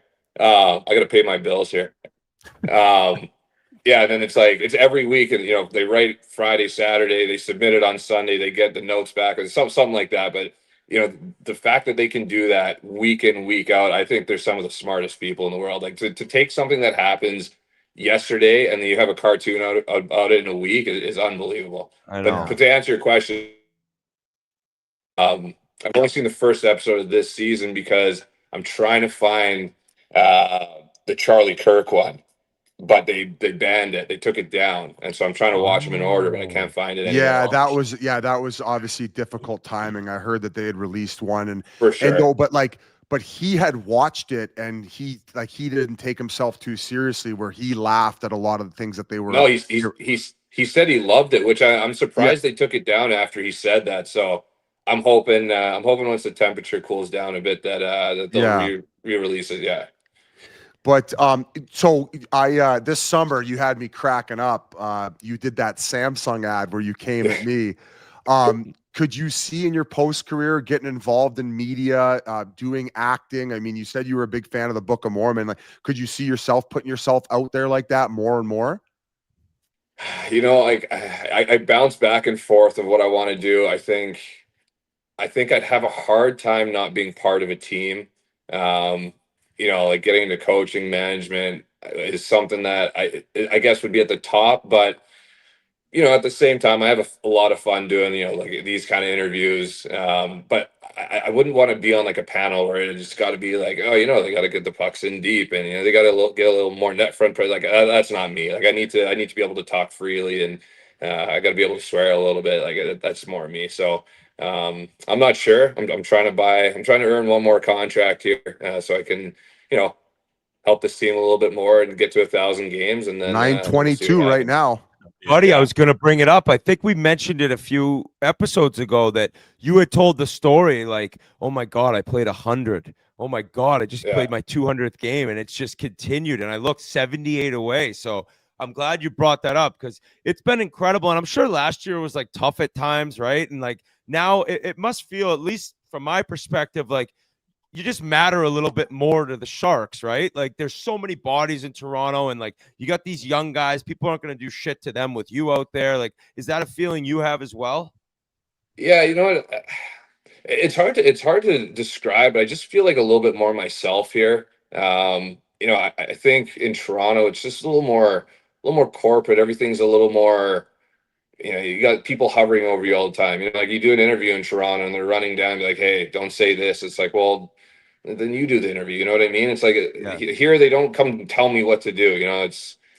I just feel like I'm a little freer to be myself here and just a little more comfortable. So, when you're a little more comfortable, you play better, you have more fun, and it's just how it is. Yeah, no, yeah, and like I feel like people were trying to get on you a little bit for like your comments about the Marner situation and him asking you like what was it like playing in Vegas, as if though you were being a turncoat towards the Leafs. So I get sometimes it could be just a little bit too much, and it's like Whit said, it seems like you're kind of more of yourself and you've really gelled with being a part of the Sharks organization. So it works for some people, doesn't for others, buddy. And we just, at the end of the day, you just want guys to be happy. Yeah, I mean, I'm happy here. Like the guys here are unbelievable. We have a lot of fun together. We're grinding through. We're building what we want to be a playoff team. And I think we got a good chance this year. I think you look at our last couple games, we've been playing really well against some good teams. Beat Colorado the other day. We got to fix some things. We just got to be a little more consistent. We got to stay out of the box a little bit. But man, when we're playing well, we can keep up. My favorite. Go ahead, Whit. You want to go? Well, I was just going to ask about one guy because Celebrini, Smith, and like Misa's drafted, but I watched one of the games. That Kurashev is nasty. Like he didn't do anything in Chicago last year, and I was like, this guy's he looks unbelievable out there. He looked really good in camp. Like I remember watching. I was like, God damn! Like I don't like pay attention a lot to individual players, but like I was like, God damn, he's got some silky mitts. Like he's dancing guys, and you look at him in the last couple of games. 2 goals the other day, and he gets his chances. He's he knows how to dance. So yeah, we got some talent on this team. You know, Toph just knows how to score goals. It's unbelievable. You know, he just has a touch in front of the net. So you know, we got the pieces here for sure. Whit kind of basically asked what I was going to ask. I always like asking player, like San Jose is maybe not a team that's like watched throughout the hockey world, maybe more so now that they have Celebrini and Smith. But who was one guy when you went there where just from watching his practice habits, seeing him in games where you're like, wow, this guy is way better than anybody gives him credit for. And maybe this is a guy who will even take another step and be eventually a superstar. Is there anyone on the team that else stands out to you? Well, I mean, I said that about Celebrini, like, because again, like, I don't, you know, I watch him, I see his points, but like to see how hard he works, and it's not all perimeter stuff. It's in front of the net, it's in the corners, it's in practice, it's in games. Like, you know, to me, somebody saying that Bedard's better than him is a joke. Like he plays so much harder. He plays the right way. He plays, you know, in all three zones. I think Celebrini is going to be a serious problem in this league, and he already is. But I think, you know, the next 2-3 years, he's going to be a serious problem. He's got that Sid in him a little bit. Sid, is that you played with him, Sid too? Does he remind you of him? Yeah, I mean, you know, when I played with Sid, he had been, you know, much more established and, you know, like won cups and all that. But yeah, I mean, his work ethic and his skill for sure. Unreal. Great. I'm being told right now to tell you, and I love this idea by G. We got Monday Chiclets, Friday Chiclets, Wednesday Gamenotes, Tuesday, Thursday, the Ryan Reaves show. You let us know. Got a hell of a ring to it. At any point in time about getting on and having your own show within the Chiclets world, because it's entertaining every time you're on. I do is that with the fellas? Well, whatever you want, but you just can't swear, and you have to talk about the Toronto Maple Leafs every show. So I know you said you don't like being told what to say. He's out. I got to get the pucks in deep. Cliche boy. I mean, hey, I'm all for it. I love doing this shit with you guys. So you guys let me know what you want to do, and I'm sure I can hop on a little more. You're always it's nice to ask you, like, what are you watching right now? Like, what do you do? I know fantasy football is a big thing, but like, you got any shows for us? Because I know you got so much downtime. I know you got the family and stuff, but what's been going on away from the rink? I'm watching Black Rabbit right now. I'm on the last episode of that. I really saw good that short on the main screen. And then I've just been rolling through Archer again. I don't know if you guys seen that big cartoon guy. Archer. I've seen that. Archer is one of the funniest shows you'll ever see. It is. Really? It is diabolical. I had this tattoo artist where I would go get all my. I mean, he was a good artist. I just picked the wrong ones to get, like a scarecrow on my arm. But he would always have Archer on, and I was like, oh yeah, this is a very like witty, like they're just shitting on each other nonstop. That's all it is. He just the main guy. He just shits on everybody nonstop. He's drinking all the time. It's hilarious. My brother had been telling me to do it for, oh man, like 5-6 years. Like, man, just watch Archer. And for some reason, I don't know if it was the animation. I didn't love it first. And then I started watching. I probably crushed all 14 seasons in a month. Just getting no sleep. But no wonder you couldn't play. I don't sleep after. I do all my damage after games, so I don't sleep after games. I'm usually up till like 4 a.m. So especially a show that's only late. Oh, dude, I've seen sleep doctors. I've seen all these people, and like the only thing that works for me is Ambien, and I don't like Ambien, so I just grind out the 2-3 hours of sleep and go grind out on the ice the next day. No way. So okay. So what about like breathing and meditate? Anything? I've done breathing. Shut the fuck up. These guys just ball bust. I can't say anything here, Revo. I need you to come on. You try breathing, Why closing are you so your close eyes to the screen right now? Move back, motherfucker. I breathe in through the nose, out through the mouth. I listen to those. You know, I listen to one of those fucking those guys who talk about like, oh, there's a canoe and there's a chest in the canoe, and like as he's talking, I just start laughing. I was like, what is this guy talking about? Like, I'm trying to sleep. He's talking about a canoe that's drifting off to the middle of the sea. I was like, nothing works for me. I've done like noise machines. I've done breathing techniques. I've done the black noise bullshit drives me fucking mad. I listen to it's white noise, isn't it? Or white noise. See, I listen to brown noise. It's white for me, black noise for me. Well, it's white for you, brown for me. Yeah, I don't know, Biz. I don't know what you're doing with the black noise. Come on, dog. Sorry, Revo. I know you got the curls going, but come on. It's a mix of black and white mixed noise. Yeah, me. it's mixed noise. Mulatto noise. Yeah. What about nature sounds like waves crashing? I love that too, but it's just like I fall on regular days. I fall asleep to that. I use a brown noise. Sometimes on the road, I listen to like ocean waves. After games, it just doesn't work. Like if I try and go to sleep at 2:00, I won't fall asleep all night. Like if I try and force it, I'll just be up all night. So I usually like stay up till 3. I'll go to bed at 4 and I'll try and fall asleep like 4:35 and get like 3 or 4 hours. But if I try and force it, I'm getting 0 minutes. Okay, this is a personal question. It won't be the rollback last question. Like what if you and the lady get a little frisky? Like It doesn't do anything. Doesn't? It doesn't do anything. Damn. No. He puts her to sleep with his action, and then Yeah, like, she's just snoring next to me. Then that's all that happens. Wait, Revo, does this mean that post practice after the game day, like you must have to shut her down right when you get home?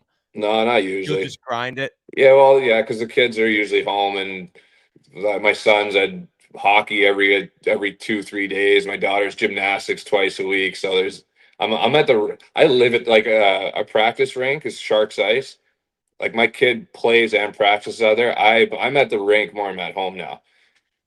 It's How nuts. old is he? Like he's 9. He made a travel team awesome. here. Yeah, he's buzzing. Does he love it? Oh, that's He's getting good. He's got big feet like me, so his crossing over isn't as good, but he's fast. He's got nasty mitts. I don't know where he gets these hands from, but he's a nice player. Are you awesome. coaching or Nice just mitts, watching in the Revo. stands? I go up for practice. I didn't do the whole USA hockey get on the bench thing. It's like a 16-hour course, and I'd only be able to do a couple games, so I wasn't about You're to do not a that. school guy. I'd rather watch Nah, Archer. I got time for that. Sorry, I can't watch your game. I'm searching for the Charlie Kirk South Park episode. You're probably son. more valuable in the crowd. Like if the ref has a bad call or something, you probably just whistle and you're like. No, I don't really yell from the crowd. That's not me. Just on the glass with his shirt off, just titty flexing. Sometimes Call I take another the one, shirt buddy. off. Call another one. Yeah, but your son like getting to go in the room and like I'm sure he gets out on the ice at the end of practice or something once in a while like that. For a 9-year-old dude, that is a dream come true. I bet. Well, so we practice at like whatever it is, 12 or 11:30, and then on Fridays he gets let out at 12:00 every day. So he comes right to the rink, and we'll skate for an hour and a half. Our goalie coach's son is on his team too, so I'll take him out and I'll run drills with them. That's It's fun, honestly, man. I have so much fun working with him. It's one of my favorite things to do is get on the ice with him and watch how much better he gets every week. Like he starts doing like stuff that we work on the ice. He starts doing in games. Although sometimes he interprets it a little while. We were working on a drill the other day where he crosses over, and then I give him the puck, and he, instead of just like pushing the puck, he's stick handling and crossing over at the same time. And I said, you can gain speed and kind of be deceptive with defensemen this way. Well, he in his head, this is how you skate fast. So the other day, he was just crossing over, back checking, and he was going side to side. I was like, what the fuck are you doing, dog? You told me to do that. Means Dad. he I listen, know, though. and he didn't understand what I was saying, but I was like, no, that's not how we skate at top speed. That was just like when you have the puck and you're trying to make moves. I gotta respect articulate for trying better, to I listen, guess. though. Fucking rights, man. Hey, Yeah. listen. No, he does. He listens well, and he doesn't get frustrated on the ice. Like if he can't do something, he keeps doing it, and he takes things very well. Like he started not.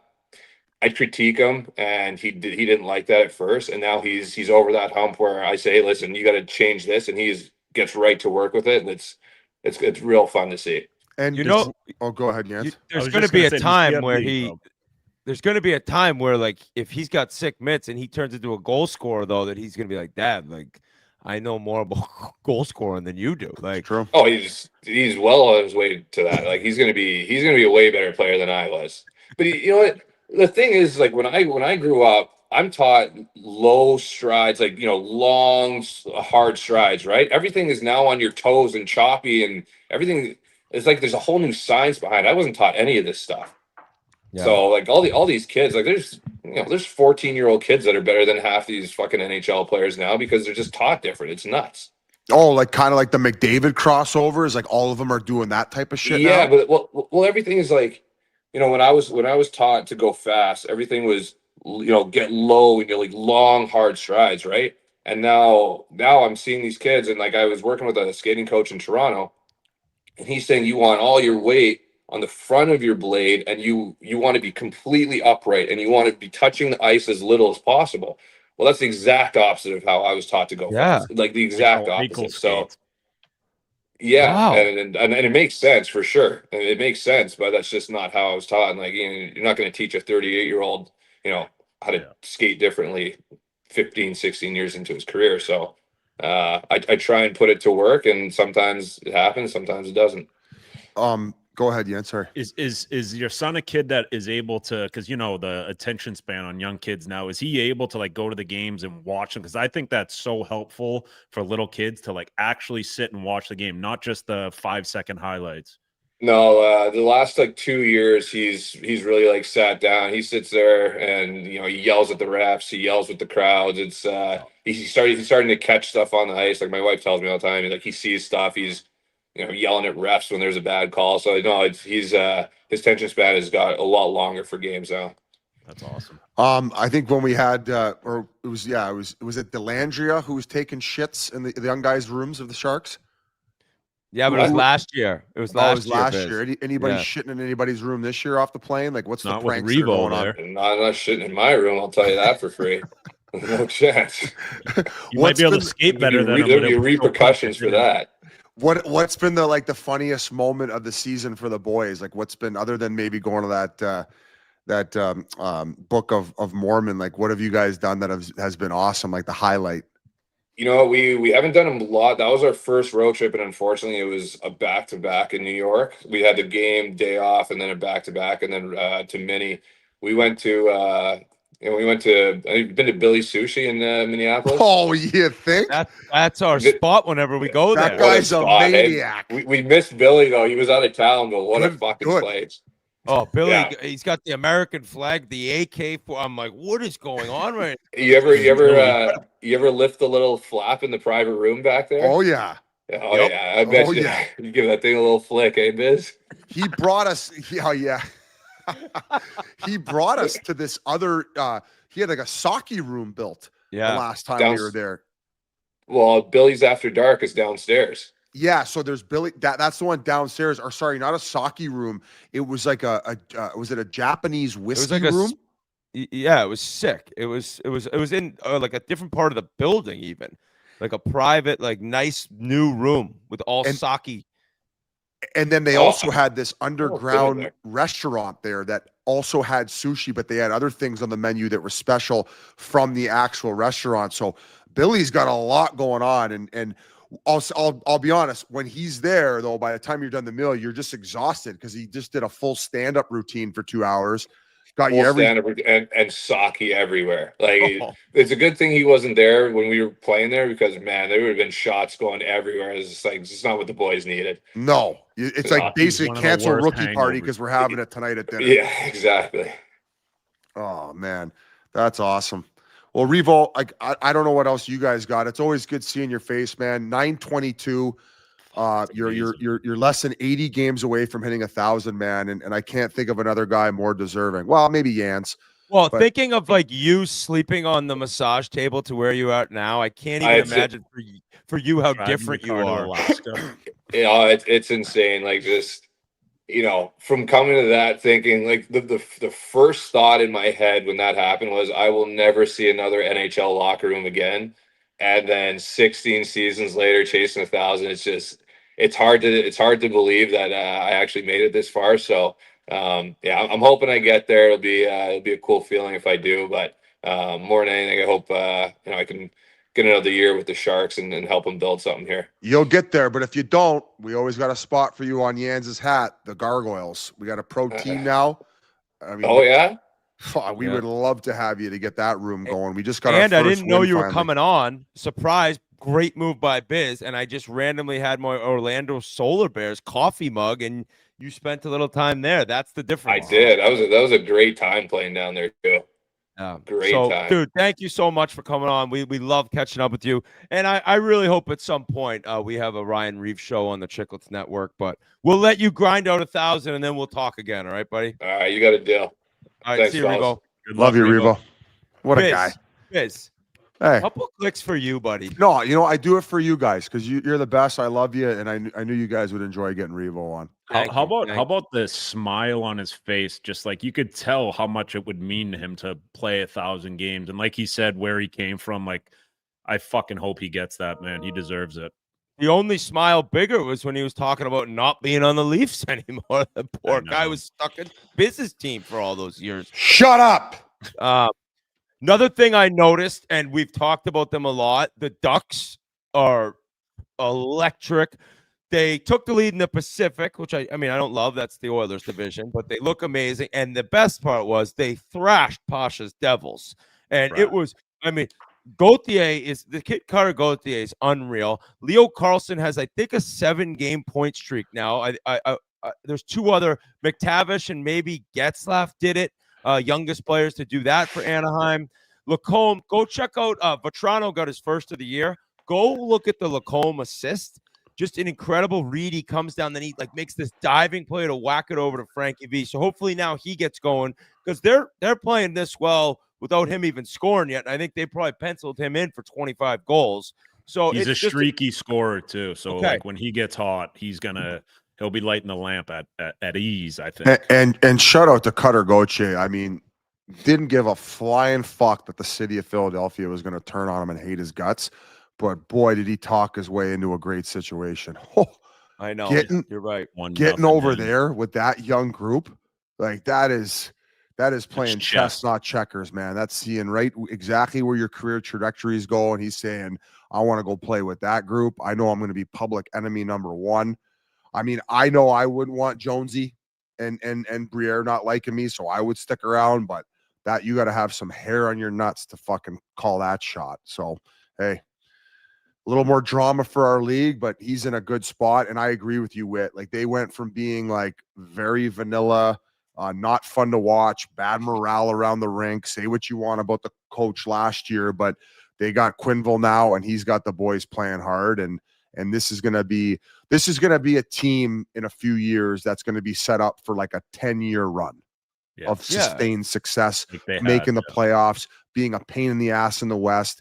Probably multiple conference finals at some point. And after the McDavid era, and after Vegas, I mean, Vegas always seems to do a good job of reloading, but after Vegas is done, the Pacific Division is going to be Anaheim's and really 2 teams in California's division for a long time. Yeah. It'll be crazy to see. 7-8 years from now, who knows if it's just San Jose, Anaheim battling again. I got lucky. I got to play in a Ducks Sharks series.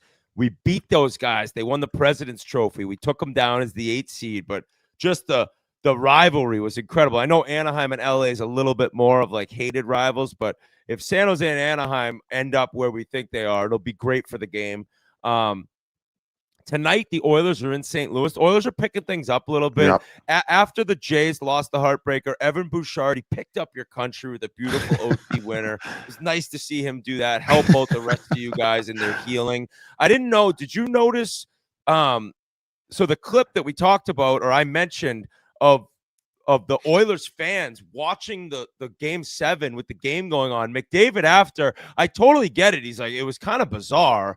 Like, what did you guys think of that? I think he definitely had them shut it off for the third, right? It seemed like he's got a remote on the bench. He definitely said, "Hey Siri, shut the TV off." Like he had enough, and they did, and they won. Yeah. So I read the quote, and I'm like, do you want to see the clip right now? We have it. Yeah, I think it's better to see the clip because it comes off way better. Prior to play this game, when they're showing the Jays game on, fans are cheering Jays. Yeah. Like, what was that like? That was really, really strange. Obviously, we're all on the Jays bandwagon, and everybody's wanting them to win, and it's so disappointing, obviously. But strange to have it on during the game. Listening to the crowd was distracting for sure. I'm glad they shut it off there for the third. Hey, that is. Oh, sorry. You know, That Kinda is like love the it. most normal McDavid's like ever seen with the media. He was just like I love basically it. like, what the fuck was that? Yeah, Are we not strange. at a hockey game? But like his face was like he said it polite. It was strange, but really his face is like what fucking moron okayed that, right? So Oh. yes, we're seeing now like that's true McDavid right there, and I love that. I love that a lot. But Muddled. I don't know why they would do that. And then on top of that, they thought they won. So the whole crowd's going crazy during the game. And obviously they didn't. And it's just bringing bad juju. But thankfully, like you said, Evan Bouchard really lifted the country up and stopped turning it over and actually put one in the back of the net. Now, he has had a couple games where it's been just as crazy. And I will say, like, we got heated when we were talking about this contract number. I no longer want to talk about that or care about that. I just want to give props to a guy who is now one of the more entertaining players to watch. It's a riverboat gambler. He doesn't give a flying fuck about regular season hockey. He's not going to change his habits. He's still going to make the high risk play. And when other players are a little bit looser come regular season, yeah, sometimes those plays get picked off. But when everybody's wound up tight because the Stanley Cup's on the line and his heartbeat is still at 45 beats per minute, like a goddamn beluga whale in the middle of the ocean, he gets them through. Biz called me the other night, and I'm like, "What's up?" And he's like, "Nothing." He sounded all serious. I'm like, what are you doing? He's like, nothing, dude. This Bouchard guy, he just amazes me. I can't get over it. This guy, he doesn't give a fuck. He's just, and I'm like, I know, buddy. I've been watching him. Just wait till the playoffs. He just ups his game. One of the best playoff defensemen of all time, according to the numbers statistically, offensively. And Biz was like, I know. It's amazing. He doesn't care. He'll try anything. He does, but that's the thing. He doesn't up his game. He's playing at a level right now where when the give a fuck meter and the heartbeat is so low, when other players on the ice are stressed out about the moment and like, oh my God, we're playing, it's like they're a little bit more tense. So he ends up getting away with all that stuff. It's like the universe just opens up for him and all those little seam passes, and it somehow gets through the triangle. Him swinging his stick and batting things out of the air, like the play he made on Byfield. Like those fucking things just tend to go his way because his give a fuck meter is so low and he's able to keep it there. So if the Blue Jays pinch ran for Bouchard on third base, he would have walked home. He would have started walking to home base before the guy even threw the ball. Yeah, and like because stealing of how home. Yeah, stealing home and then contact, they win. Boop, boop, boop, boop, boop. Beluga whale, dude. I am fucking dying. Don't they have so the low Oilers heart are rates? The Oilers are in St. Louis tonight. The Blues are, I don't know if you know, tied for dead last in the NHL with the Flames. Like I know Robert Thomas has missed 4 games. I think he's back tonight. I don't know what the hell is going on there. Like I did not see this coming at all. I was talking to G about the outline last night, and he got the bug in my ear. There was rumblings Kyrou to Montreal in the summer. Like people. Do you think that maybe the Canadiens fans are they're doing the rumblings of like everyone to Montreal. They're so good right now. And shout out the Canadiens. They haven't slowed down. Caulfield's going to probably get 50 this year. Demidov scored another beauty the other night, I think in OT. The Canadiens are electric factory. But now this turns into we got some Habs fans. They've been out of the mix. They're nuts. Completely insane people. Passionate, and now all of a sudden I see they're saying Stamkos is coming here. Poor Stammer, by the way, too, guys. Playing center now. I think he's got 1 point this year. I think he's 1-1, goal and an assist. It's just like, and going I guess back to St. Louis, if things continue as such, I mean, that was a name that was getting floated around out there. I feel like he was taking a lot of strides towards like a better 200-foot game. He makes. Like him at $8 million is a bargoon. He's a Phil Kessel to your Stanley Cup winning team, right? He's your fifth. If he's your 5th, 6th highest paid forward, he could go on an absolute run in playoffs. He had a good year last year. Felt like him and Monty were really connecting when he came over, and like there was a lot of understanding. But if things continue with St. Louis, you would imagine they have to do something to rumble it up. The Logan Mailloux Zach Bolduc swap is not looking good right now. No, that looks very bad. That's Very very bad. amazing too. So but here's the thing. If the Blues are at where they're at. Kyrou's, it's 8.1. He's got 5 years after this year. He's their leading scorer right now. I mean, 8 points in 12 games. If they trade him, there has to be an opinion within that management that they don't love his personality or something, because at that number, why would you ever be trading him? Explain that to me. I think that right now, and probably a reason why they traded Bolduc is they thought that they had an influx of forwards and they had no D-men on the depth chart. So they maybe took that swing. And listen, Logan Mailloux, like he was great in the AHL, and maybe with a few more years of seasoning, he turns into a great top 4 defenseman. I think with Torrey Krug now gone, and the fact that Parayko's got years left, but I think that after they moved on from Petro, I think they realized like he's a 3-4 guy, right? And who else? They got Leddy. He's not getting any younger. I like Fowler. I like he's Fowler. older. He's a good player, older. So they don't really have any young youth defensemen. So maybe if they were to look at the Kyrou move, they're thinking we're going to get a good return because of his cap hit for how long it is. And if they don't view him as a guy that they want as a foundational piece, then that's not what they're seeing. They got Holloway up front. They have Robert Thomas. Is there anyone else you really like? Snuggerud is really Snuggerud, nice. he's a young. Nevich is signed. So Holloway, did you say Holloway? Yeah, Holloway. Yeah. So yeah, I don't know. But the reason why his name came up is because it came up this summer. Before last year in the turnaround, it was coming up. So it just always seems to be that name coming up, and who knows? It's just got to be a tough, like, especially after last year with that Winnipeg series. Like going into this year, they were like, okay, we're right there to make a move, and just hasn't been what they wanted. I mean, G's asking right now. He says people say Monty made a great choice going to St. Louis because they have a brighter future. Who would you rather be coaching right now, or who has a better future in store, the Bruins or the Blues? I still look at the Blues a little bit. Now, I don't know a ton about all their prospects, but Boston just they're one of my no-watch teams, so I don't know. But I didn't see this coming from St. Louis. I didn't. No. Now, Thomas coming back will make a big difference.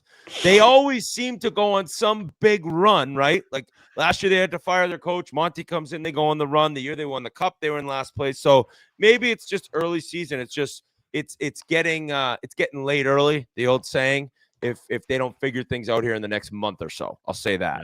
Yeah. Other things on here. Markstrom re-signed in New Jersey.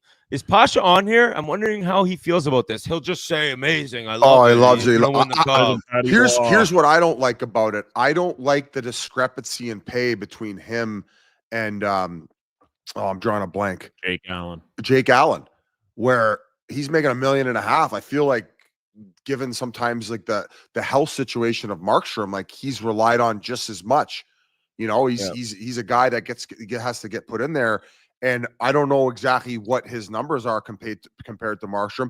I think that getting a starting goalie at a $6 million tag isn't the worst thing either for a couple extra years.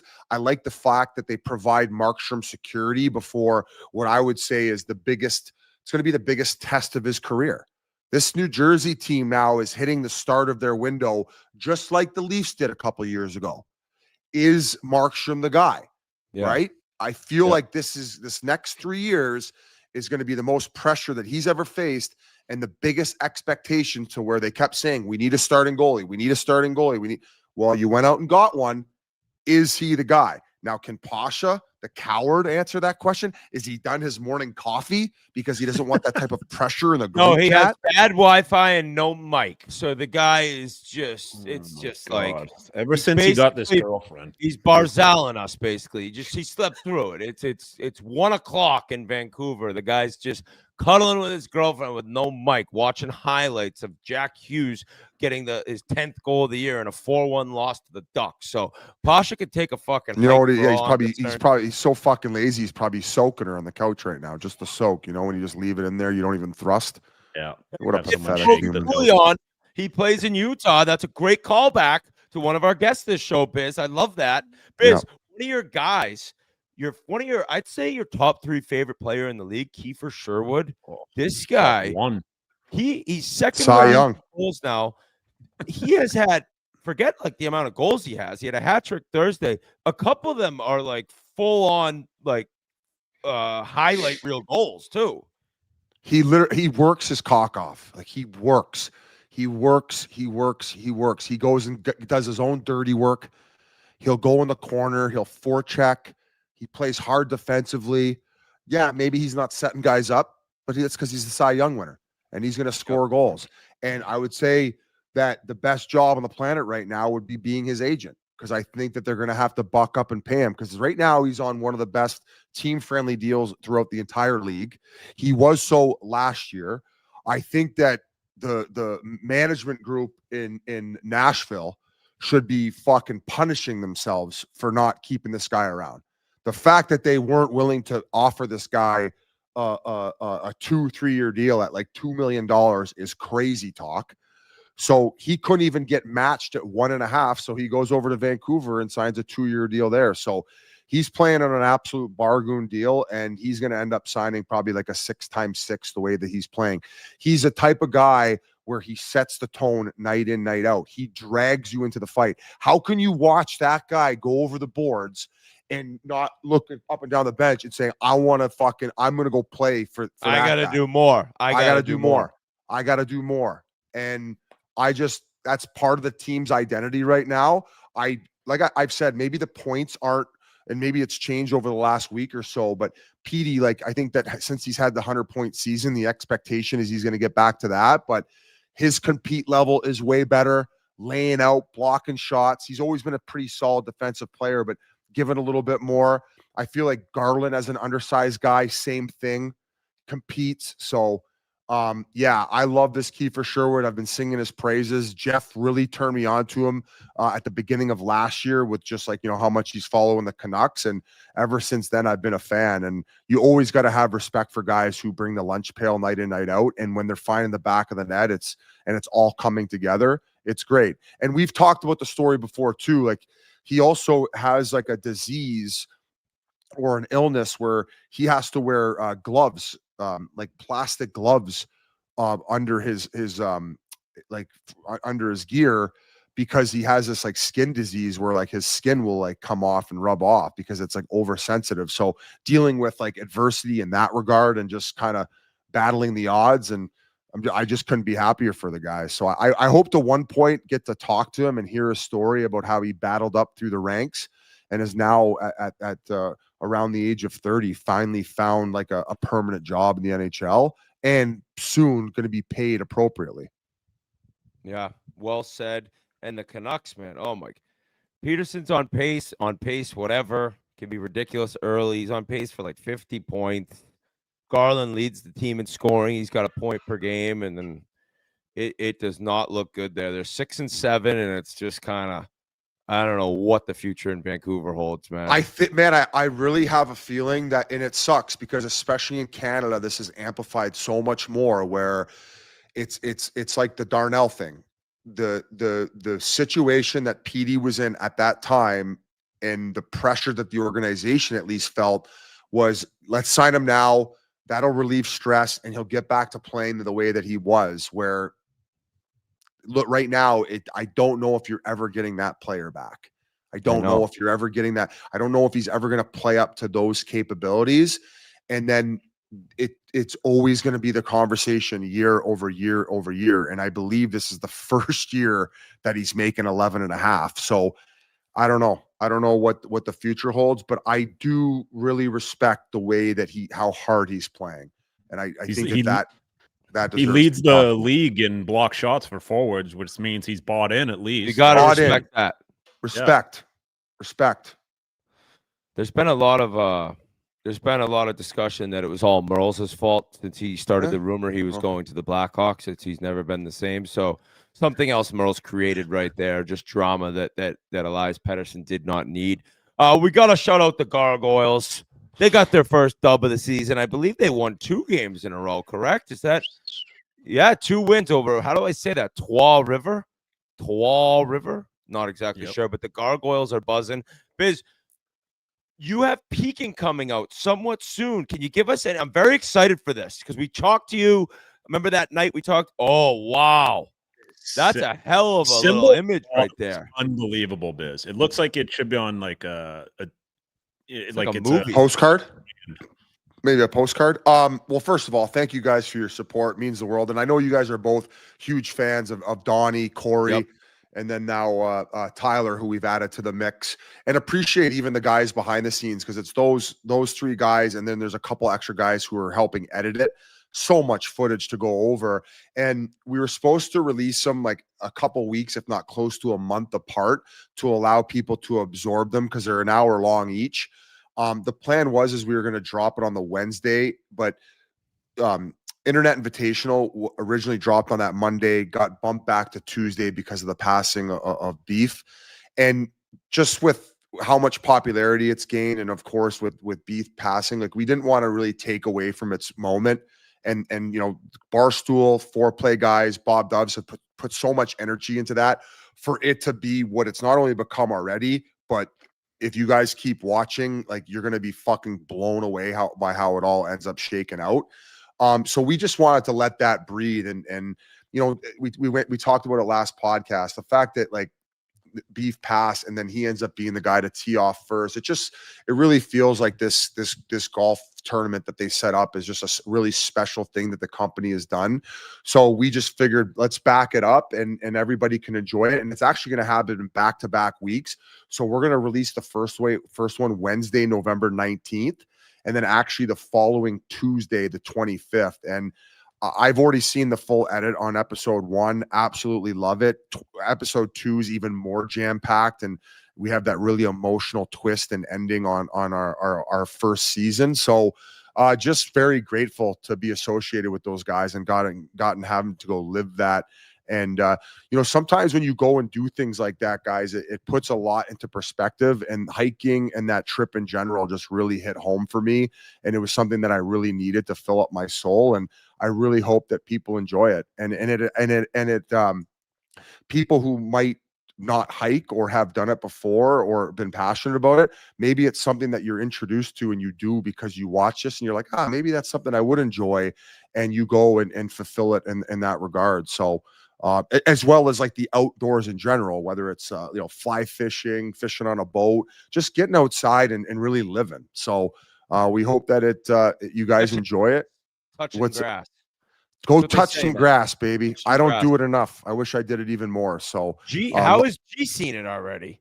I sent G the first cut of the first episode. So if you guys would like to see that, I would love to see that. I think I sent it to the group chat that you're in. It's you, G, and Yans have gotten it. I remember Whit asking for it, but I don't remember getting it.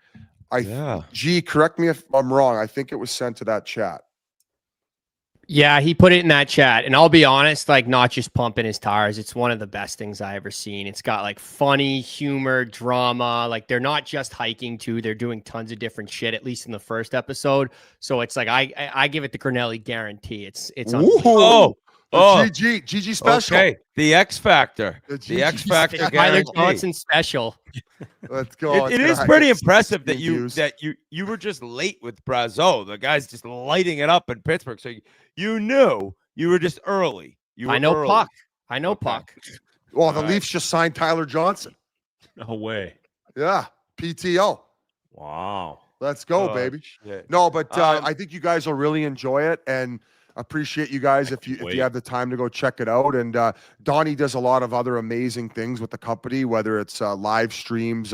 He just did one with Roan where they went through New York City to all the way from like downtown to the Bronx or something like that. So he's done that one video where he goes and sees the underground city in Vegas. That thing's got close to 30 million views. So it's going to launch on the Wonton Don YouTube channel.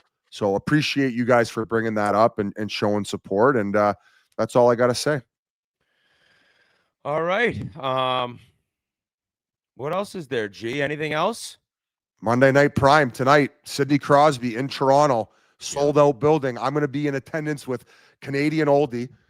He's actually at the hotel in the lobby right now with memes, and I'm sending Oldie to give the boys Harry Knuckles on the way out to the ice tonight, and they're going to put him on Amazon Prime.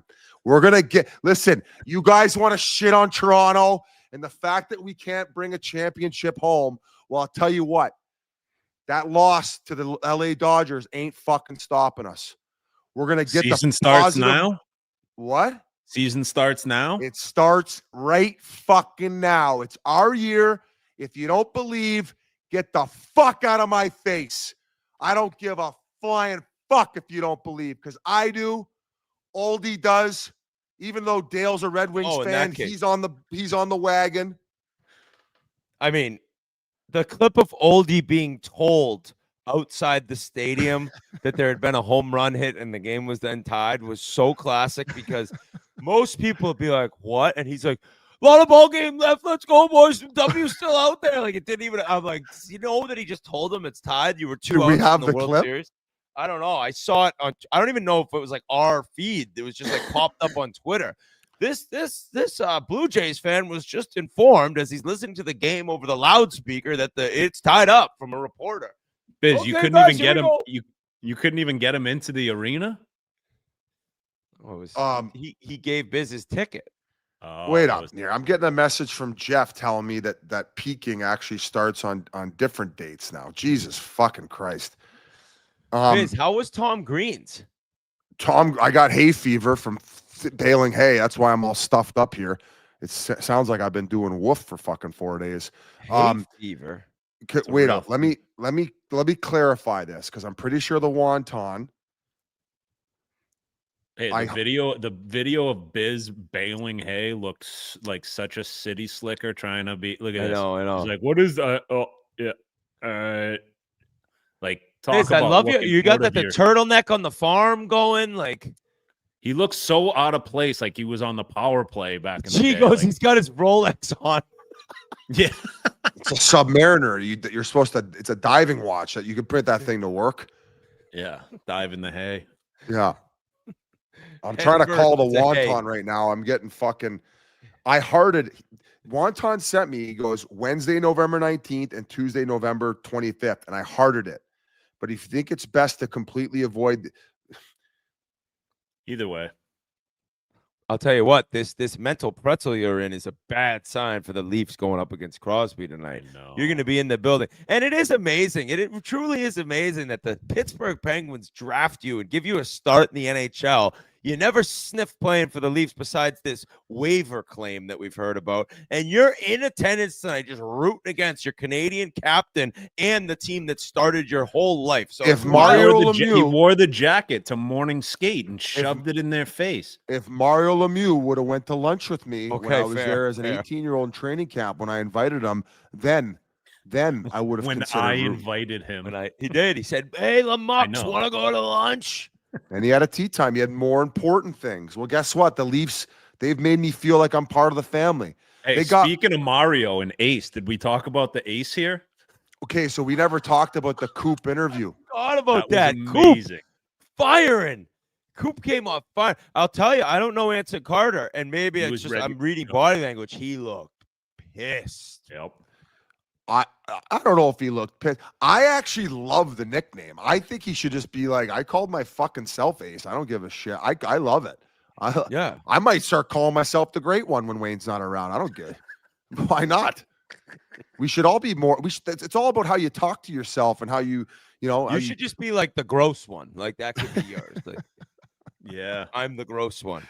Hey, I was came right. out guns, and who was laughing in the background when That was Jackie Redmond. Oh, how about? Hey, did you like my answer, Whit? I had your back, and yours too, Jans. You did. What was it? He goes. Would the podcast be least affected by Whit's, or how did he structure the question? Would the podcast be more affected less affected with Whit's absence or yours? And I said, with mine. I said, I'm a fourth line podcaster. I said, Whit used to think snap. it's all even. I think if we're all, We're a if we team. lose one, we lose all, boys. That's it. We're how a this fucking thing team. rolls. Exactly. That's how this thing rolls. We can't do it without all of us. And I'm not even talking about just us three. All the behind the scenes guys, except for Pasha. All of us need to be present and ready. Berta, Nick, G, Fishy, Memesy, Jeff, Army, Jeff Murr, is like Revo soon. Jeff's the Wizard of Oz. He doesn't even like to be mentioned, but we kind of mention him once in a while. Too bad. So even though he's wrong about the date so I was right. November 19th and 25th, Pekin are coming out. Wednesday, November 19th, and Tuesday, November 25th. So that's it. I got the right dates. And Coop, how about him flipping the script on us and asking us all questions? Like he took the reins there and just Not to mention, he owed you a little bit of a thank you, because when we had him on a few weeks back in New York, he was down in the dumps. First thing he said when we came on, "What's up, Coop? Everyone in the standings but us." 5 in a row. And that's a little bit of a Chiclets bump, because we got the Chiclets dump a lot, where we really ruined winning streaks and careers and lives. But that was a Chiclets bump for the Lightning, because they're ripping now. You think after he was done with all the questions and chirping the guys, I said, fuck, he's won 3 in a row. He's getting a little cocky now. We weren't even allowed to put shoelaces in his shoes a week ago. And now he's just ripping us all on air, chirping our nicknames. Coop. All right. Awesome show. Awesome catch up with you guys. Go Penguins. And Biz, I appreciate you making time for us today in your busy schedule, buddy. Go crush it tonight. Big Leafs win. Check me and Oldie and Memesy out on the pre-show with Ryan Leslie. That's done at Real Sports. We'll be on at 6:30. That's when it kicks off. And then the Amazon on Prime Mondays, guys. And Mayday, right? Maydays with Ryan Leslie. If you have Amazon Prime, you get this for free. And another cool thing is Ken Miller, one of the gentlemen who's like one of the top dogs at Amazon and has like helped secure hockey with Amazon. 45 minutes before the broadcast start, they start streaming it. So if you're like a hardcore hockey fan and you want something that's a little bit therapeutic, they air warm-ups and they don't have any commentating on it. So you can listen to the guys stick handling, the pucks hitting the crossbar. They change the camera angles. You could see the goalies warming up. And I found myself before the first game we did when it was Leafs Red Wings, where I had my headset on and I was just zoned in for 10 minutes watching these guys like zip pucks around and stuff. So pretty cool thing where like if you're that hardcore of a hockey fan and maybe you got a little time before the game, throw the streaming service on and watch. I found it like, especially if you have kids and you got, oh, do I have a special surprise at the door? I mean, that's only available in Canada right now, right? With Amazon, yeah. Oh, look at who showed up here, baby! Memesy there. Busy. The Leafs are gonna be sucking out of the teeth tonight, baby. Hey, seriously, sign this off. I'm gonna puke. Revo's never gonna sleep again. Holy shit! See you guys. Breast cancer awareness. Check it out tonight. Crosby. End of the month. It's sold to the end of the month.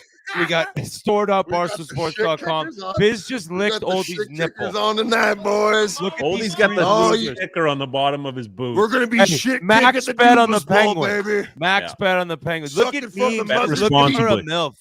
We're gonna be sucking from the mother's teat tonight. All right. Bye. See ya. Please sign this thing off right now, G.